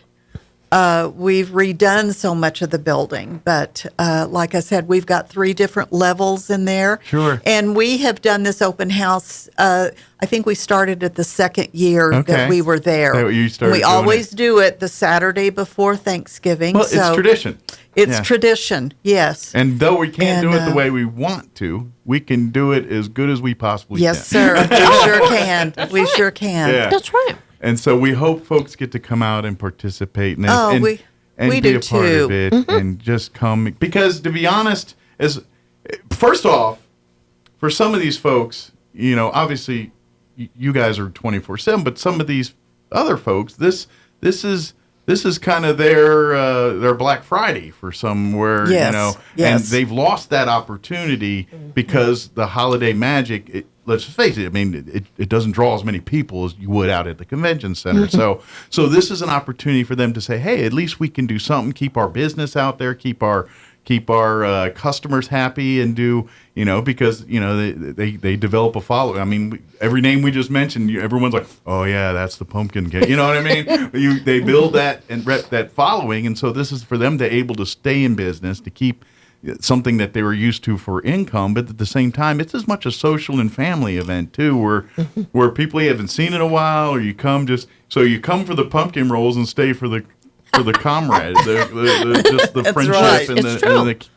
and then of course and then it's creative. You come and you see the flowers, you see the different, and hopefully it inspires you. Oh, maybe this is something that would be great for our holiday if we did this or whatever. And so I would even come not necessarily with an idea of a particular item and just let your mind wander, and then you're going to spend more money than you should. That's sorry. That's a good thing. Sorry, that's a great symptom of this thing. But you're going to end up with a lot of cool stuff that you didn't think or know you needed or wanted, and then you got it. So that's the beauty of it too. And of course with I'm sure if folks want to talk more in depth on flowers and arrangements, they could probably make some conversation with you while you're there. If there's something here, but saying, hey, I got an anniversary coming up. That's right. I got a get out of jail free card I need. Not the first time you've heard that, right? Absolutely. And of course, with the holidays, and what better way than decorate the home for the holidays with the Christmas flowers and the holiday, the winter plants and decor and things like that. That's always sometimes Thanksgiving and Christmas don't feel that way unless you have the certain smells of the certain plants or the certain flowers in there, whether it's poinsettias or whatever your family traditions are there. That's flowers are a part of that. Well, and there's nothing like getting fresh flowers. Yeah. Everybody is concerned, well, they die. But there is nothing like that feeling that you get. And I always say I get a better response from men than I do even women in delivering those fresh flowers. Yeah. And I see you have some over there. Well, all I'm Flowers. saying is when someone walks in a room with flowers and it's free, it's like, hey, somebody loves me. That's right. That's exactly what it is. Somebody loves right. me. And That's to right. be honest, whether it's a guy or a girl, and that's why I always love doing it at their place of work or place of public, wherever that is, because then, because that's part. It's the symbol of love, and it's telling everybody, That's right, that you care about them. And or if yes, the jealousy factor, she's taken, fellas, or he's taken, ladies, whatever that needs to be. That's funny. But that's kind of the very cool part about that. So, as far as the holiday stuff now, can they come in and start doing your reservations? And I'm sure they could do that. Absolutely. Or if they got anything crazy they ideas. Want to do. Anything they want to do. All right, let me hit That's you with right. this one. Yes.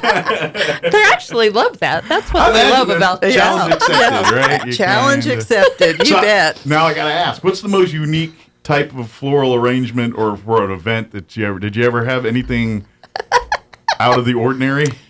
We did do a wedding at one of our local holiday hotels. Okay. Alien themed. Okay.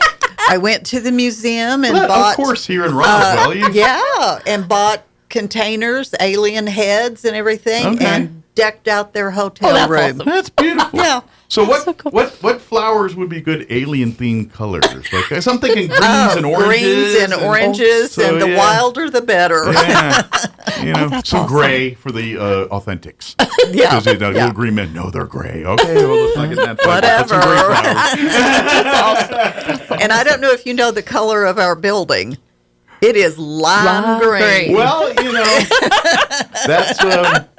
that's you know what? I bet there's not a lot of cars hitting your building. No. And I always said, whether they talk about it because they don't like it or they talk about it because they do like it, sure. They're talking about it. Well, it is the unofficial Roswell color, right? Mm-hmm. I mean, it goes with aliens at that lime green or safety green, wherever you want to call it, traffic cone green. I don't know what you would call that. But I used to work at the radio station. Prior to that, I worked, there was a rock station. It was mixed, and that was one of the colors. And I'm not a fan of that color. I don't. It's not that I hate the color. I don't want to wear the color, if that makes sense. Right. No. And so I didn't want to walk, and I always had to wear the station T-shirt, and I felt like I'm a human traffic cone every time I walk around with that T-shirt. Like one of ours. Oh, yeah. See, it came back. It's that was more yellow. Like, so in my you're head, okay I'm with like, that's yellow. Okay. That's not green, that's yellow. In my head, I rationalize as yellow. It's kind of like you're right salmon. there with it, actually. Yeah, there you go. There it is. I call that. In my head, that's yellow. That's right. It is. You're right. That's right. It's kind of like, it's not pink, it's salmon. That's right. That's right. Well, that's a big difference. That's a big difference. Mm-hmm. But again, give the dates and times for this, and so. And I'm glad you mentioned that because I think ours is a little bit different, which is wonderful because our volunteers can go to their open house. Yeah. So the Historical Society Holiday with Friends will be on November the 22nd. Yes. We're doing ours from 10 to 4. Yes. We want to remind individuals that the Holiday with Friends part is in the archive facility. The museum will be decorated for Christmas. We'll be doing tours throughout that time. So 10 to 4, November the 22nd at the Historical Society.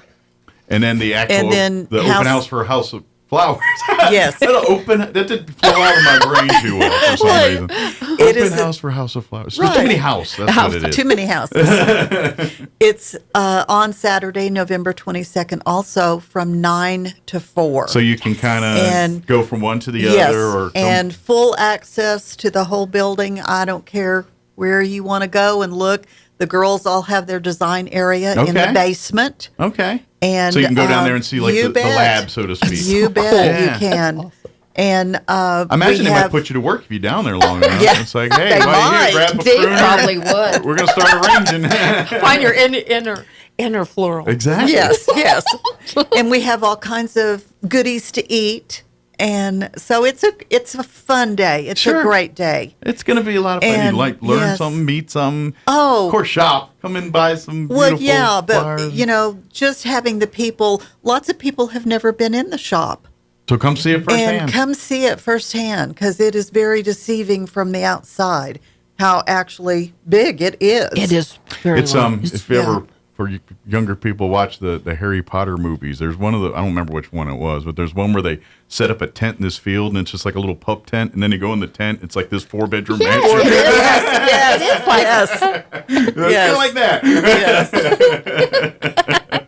But come and then of course support these events because you're supporting local, you're supporting folks that are really that really have a heart for what they do, and that's the thing about it. And this is when you come there, you're going to see the passion side of it. Like you said, you weren't exactly a florist 25 years ago when you started this, but you sure are now. That's right. Amen to that. And, so I got to ask, is it kind of cathartic? Like I can imagine, like if you're down just taking the arrangement and you're just kind of like if you get like especially if you get like just go wild. You know what I mean? Like no rules, just I imagine it's kind of cathartic. Like you just kind of get to sit and play. It's kind of like I would imagine like an artist with a canvas and they just go throw paint and see what happens kind of deal. That's right. I imagine for you it's kind of like, I don't know, this thing could be a hot mess, but it could be a masterpiece. I don't know. We're just going to start sticking things in places and see what happens. See what happens. That's right. I mean, do you get to do that often? Not often, but sometimes.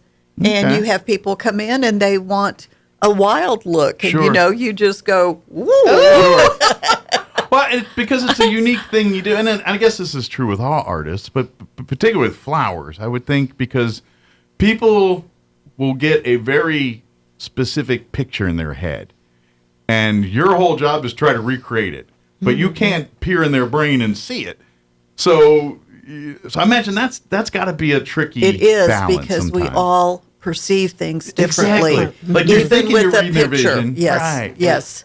One of my favorite things that they do, and my heart's with Floral anyway, is when we're honoring our loved ones through funerals. Yeah. They really try to customize and specialize things to reflect the individual, and I really appreciate that they do that, because A personal those touch. crazy ideas that I've called them with or whatever, they embrace that to honor special people, and I think that's something that through hard times they do a great job of doing. Yeah. To just celebrate the life of individuals and their unique, from Boots and hey, we've gone crazy. Oh, yes. And Kay, I hope you're listening. We did a casket piece for a family, and there was a little putting green on it. Oh, wow. There was a fishing pole in a little pond. Wow. And let's see what else he hunted. Oh, thank. So we just incorporated Wow. everything. Isn't that like his whole- And people bring things into us that, Oh, that that they you can want. kind of like a Yes, personal memento or what absolutely. have you, or we do or that all something. the time. Yeah, or like a special. Like I see that like with the candies and things. Someone's Yes. like, oh, he was a Kit Kat fan. He'll work a Kit Kat in here, Right. kind of like that. Yeah. Well, and I always say to the family, remember, this is the last thing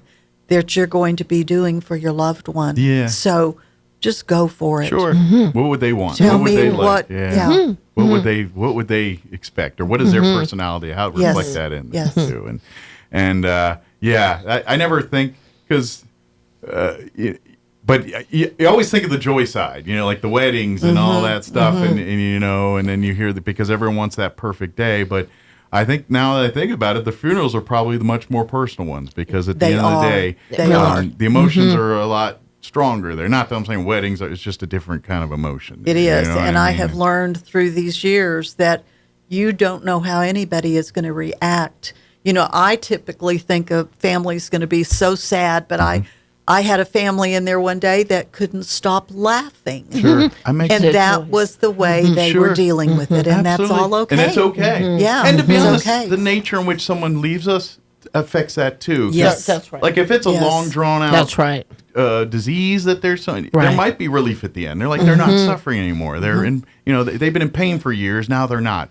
This is not a Right. This is a celebration, and so Absolutely. and then people deal with death in different ways, like you said, do. they Right. laugh to cover up the real pain, and so they're trying to, and especially dudes, we're always ironclad, suit of armor, emoting, and then they would break down like babies in the closed doors. I mean, we're all different. That's right, we are. It's true. But We are. to manage and to juggle that's a special skill set. So please, when hopefully you don't need to do those types of visits too often, but when you do, you guys are ready You to embrace take care it. of all You that do. kind of thing. You Hopefully more embrace it. weddings than funerals we're talking about here. Well, on behalf of the Historical Society, we're just honored to call House of Flowers part of our family. They are history. They are literally, that is historical building. So let's say this. Next time you drive by the bright green building, no, that's a historical building. Right. And we're just honored to call them part of the family. And we want to encourage everybody to come out on November the 22nd Yes. and have some fun. Absolutely. It's going to be a fun Celebrate the day. holidays. Come day, and that'll be right. I think that's right before the Thanksgiving That's holiday. exactly- right? that's Is that the weekend Saturday before there? Weekend before. So, yes. so you can, because maybe some family will be in town early for the Thanksgiving week. Bring them along, and let's come Absolutely. and visit The with more them. the merrier. Absolutely. Yes. Come do some, visiting, some shopping, some eating, some smelling, and some more eating. I love to drive down the street because you'll see the cars parked and know when you're walking. That's a great thing for them. I'd love to see cars, down the street, people trying to find park and everything. That's a good because problem to have. It's a good That's problem a good problem to have. Yes. Yeah. Be patient if that's a problem That's right, for you. yes. We will get you in. And please come mark that day on your calendar. Come by House Flyers. Come by the Historical Society to the archives facility there.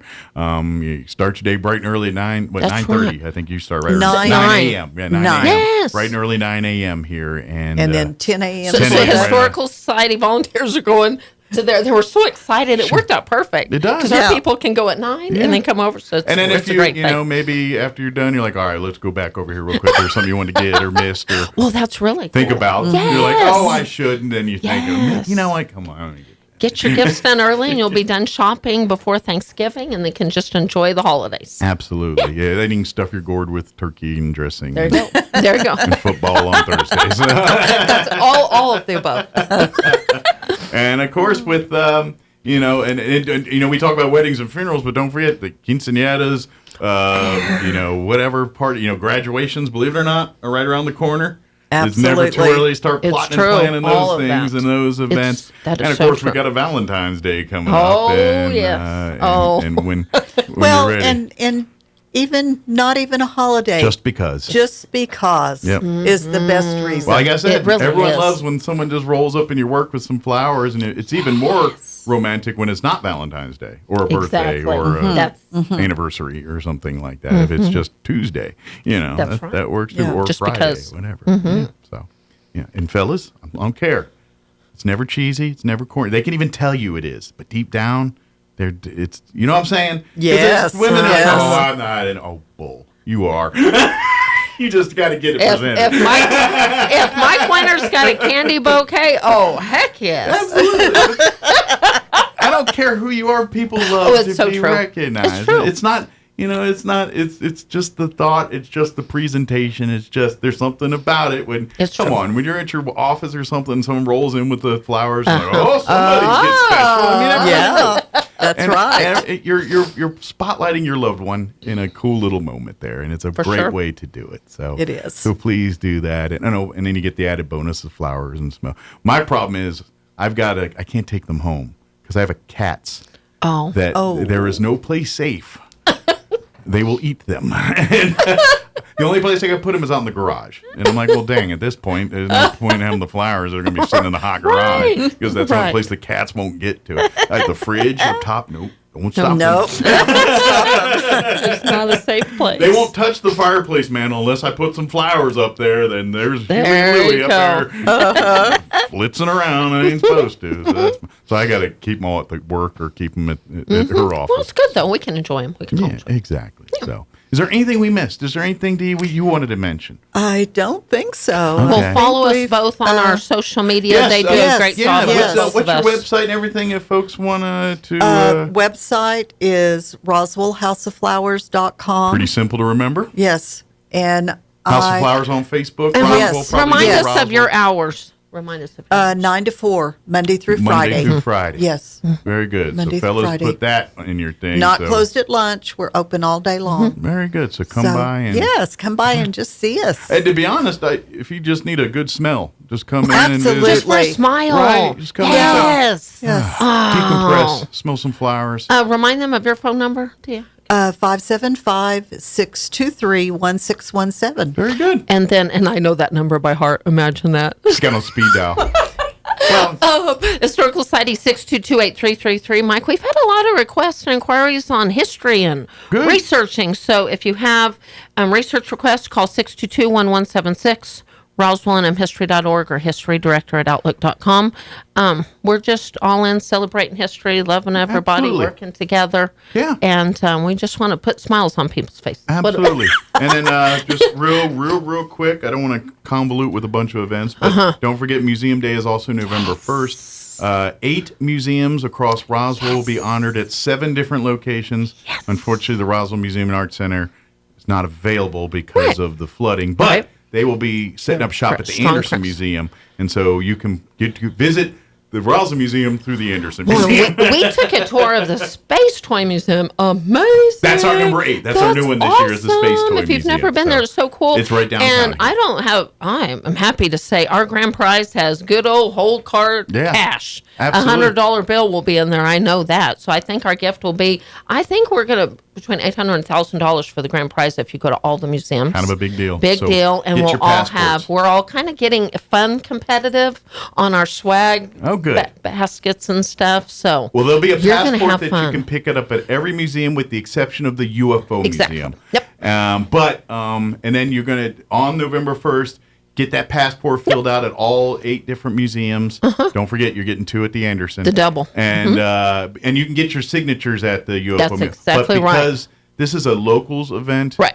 And the International UFO Museum has a lot of out-of-towners. Right. They don't want to let them in for free. So make because sure and that's their stop bread and there, butter, but they'll just- let you in for free. Just don't make it your don't make it your first stop, but you can. You just wave your passport and they'll let you right in. You and better go. believe it. But We're like really I said, then get that excited. filled out, and like I said, you get this awesome prize, about $800 Well, to and $1,000. all of our personalized baskets have items from all the museums, and there's a lot of fun stuff even in that. So we're And really I know excited. if you come by the Historical Society, when you Sure. visit there, John and Oh, Donna yeah. will be book signing. I know there'll be some special talks and things. Historic book fair in the Yes. archives, and we're going to have race car outside. We're going Yeah, to do all that's kinds. right, yeah, So we're make gonna sure and go to museum and archives. You need to go to the museum to get your passport stamped. That's where for they're your- doing that at. Yeah, that's exactly right. Don't- But go don't to leave both without buildings. hitting the archive. We're going to have a lot of fun. Yeah, so that's one. And of course, and for the list of museums, you can go Yes. Historical Society's website, or if you go All of our the city's website, you'll see the whole list. But the NMMI McBride Museum yes. there, the Walker Aviation Museum, of course, the Anderson, the Miniatures and Curiosities Museum. Who am I missing? I think we've covered them all. But if you have any questions, call 622-8333. We'll pay it forward. It's There you all. go. We're really excited. Hey, I got an idea. Mhm. Get 8 carnations from House of Flowers, and then take one to each museum that you visit. There you go. Friendship. Carnation's friendship, right? Isn't that friendship flower? Right. Yeah, we'll go. Sure, and, there you go. There you I don't know go. if they're in season, but if they're not, Mike's in the flower ask mode. for- This is unique, D, because usually he's food mode. Well, Now his branch is all about food. Mike, you're talking flower language. This is kind I'm of just cool. saying, well, Good they job, bring people Mike. together. I'm all about things that bring people together. So, this and is both of them exciting. do Well, it, gosh, food and I'm going to flowers. have it made, food and flowers at my open house. So Woo! you better come. Oh yeah, They Mike, bring you both better. things, bring them together. So, Bring the lovely lady anyway, with you. so- Oh although yeah. you might make me. Can you leave? You've had your more allotted amount of finger foods, please. Do all the damage before 10. Who is this guy? We'll I can't limit. afford to feed it. Hey, limit the ball guy. That's right. 2 treats. He's a problem. Oh, Wouldn't be the that's first funny. time. One thing that I did not mention is that we do at our open house every year collect, if you bring 2 cans of food in, we give you 50% off of anything in the shop. Nice. And we donate all of the food, which year before last, we had 500 pounds of Nice. food. That's a good- that's a good Last cost. year, it was Awesome. about 400 pounds of food. To the community kitchen, Excellent. which they definitely appreciate. That's Well, awesome. they could definitely use it. So. Yes, Sure. especially this year. Yes. So save yourself a little money and Yes. give back by bringing some food Yes, with you. and we'll take more than 2 cans. Absolutely, There you go. whatever you're willing to contribute, That's that would right. be great. I ask this in the name of just humanity. If that can of black eyed peas have been sitting in the back of your pantry for 2 years, leave it there. Leave. Don't No. Let's That's do right. let's do Let's vegetables from check and things. those and fruits. expiration let's dates, keep That's it- right. Please, I get it. I Yes. get it. It's like That's right. I was going to eat those black olives 3 years ago. Yes, I get it, but it's not. Yeah, good. that's right. Save that for Walking Dead when the zombie apocalypse. Then you can dig into those black olives. That's right. That's right. Thank you, and thank you. For, We appreciate it. Thank you joining so us, much for and, having I'm sure us. we'll see you down the road here Yes. again. And Yes. come on by, and don't forget November 22nd, House of Flowers Historical Society. Come celebrate our community. Come to the open house. Come to our what we can do with the best we got here for the Holiday Magic Arts and Crafts Fair. Holiday with friends. Absolutely. Thank you, guys. Thank you, Thank buddy. you Appreciate very it. much. Have a great one. Man, it's almost 10 o'clock already. I can't believe we're wrapping through here. Let's do this. Let's pause for news and a quick break before they kick me off the radio. Don't go away. Now for your Pecos Valley news update. I'm Jared Cirillo. Kids will be able to enjoy a safe and fun event as the City of Roswell and Waymaker Church put on the fall back. Now for your Pecos Valley news update. I'm Jared Cirillo. Kids will be able to enjoy a safe and fun event as the City of Roswell and Waymaker Church put on the Fall Bash. The free event takes place Thursday, October 30th from 5 to 8 p.m. at Pioneer Plaza. Activities will include trunk or treat, games, bounce houses, photo ops, candy and trinkets, non-food items, music, and free hot dogs, chips, and drinks while the food and drinks last. It was an historic night for the Artesia High School soccer program. On the road in Portales, Artesia girls defeated the Ramettes 3-1 to finish out their second season with a record of 17-3, undefeated in the district. Meanwhile, at the MAC, Artesia boys soccer bested the Rams 6-0 and earned the same 17-3 mark and the same perfect 6-0 sweep of the district. Never before in the history of the programs has this feat been accomplished, and it's a testament to their hard work, dedication, and team spirits of all of those athletes and their coaches. You're up to date. I'm Jared Sorello. You can buy all the furniture you want, but can you accessorize? This is Melanie from Glenn's Furniture. Transform your home by adding chic lamps, accent chairs, and unique statement piece artwork everyone will love and appreciate. Why live with basic walls and no ambience? Turn boring into colorful and pull that design genius from the depths of your heart. Your home will thank you, and so will we. Come see us at Glenn's on the corner of Union and Alameda, where delivery is free since 1953. I'm meteorologist Steve Hamilton with your Pecos Valley weather. A little bit of cloud cover hanging around for a while, but we get a sunny afternoon, upper 70s to low 80s on today's high, with high pressure moving back in.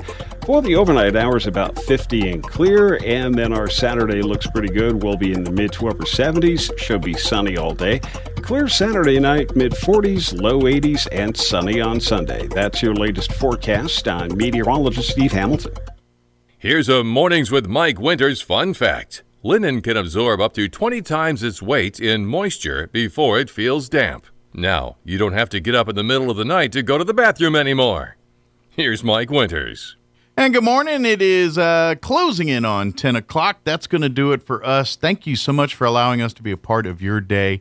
Have an amazing day. If you missed any part of our show, you can always go back and check it out at your leisure. Log on to ksvptv.com, click on the Mornings with Mike Winters channel, and you'll find all of our interviews there. Give us about 45 minutes, and Jocelyn will make sure we'll separate the interviews from the main portion of the show, so you can just go back and watch those if you'd like there too. ksvptv.com, and later on our 106.5 Roswell Talk FM Facebook wall. We got to go. Have an amazing weekend. We'll be back bright and early Monday morning. You're listening to 106.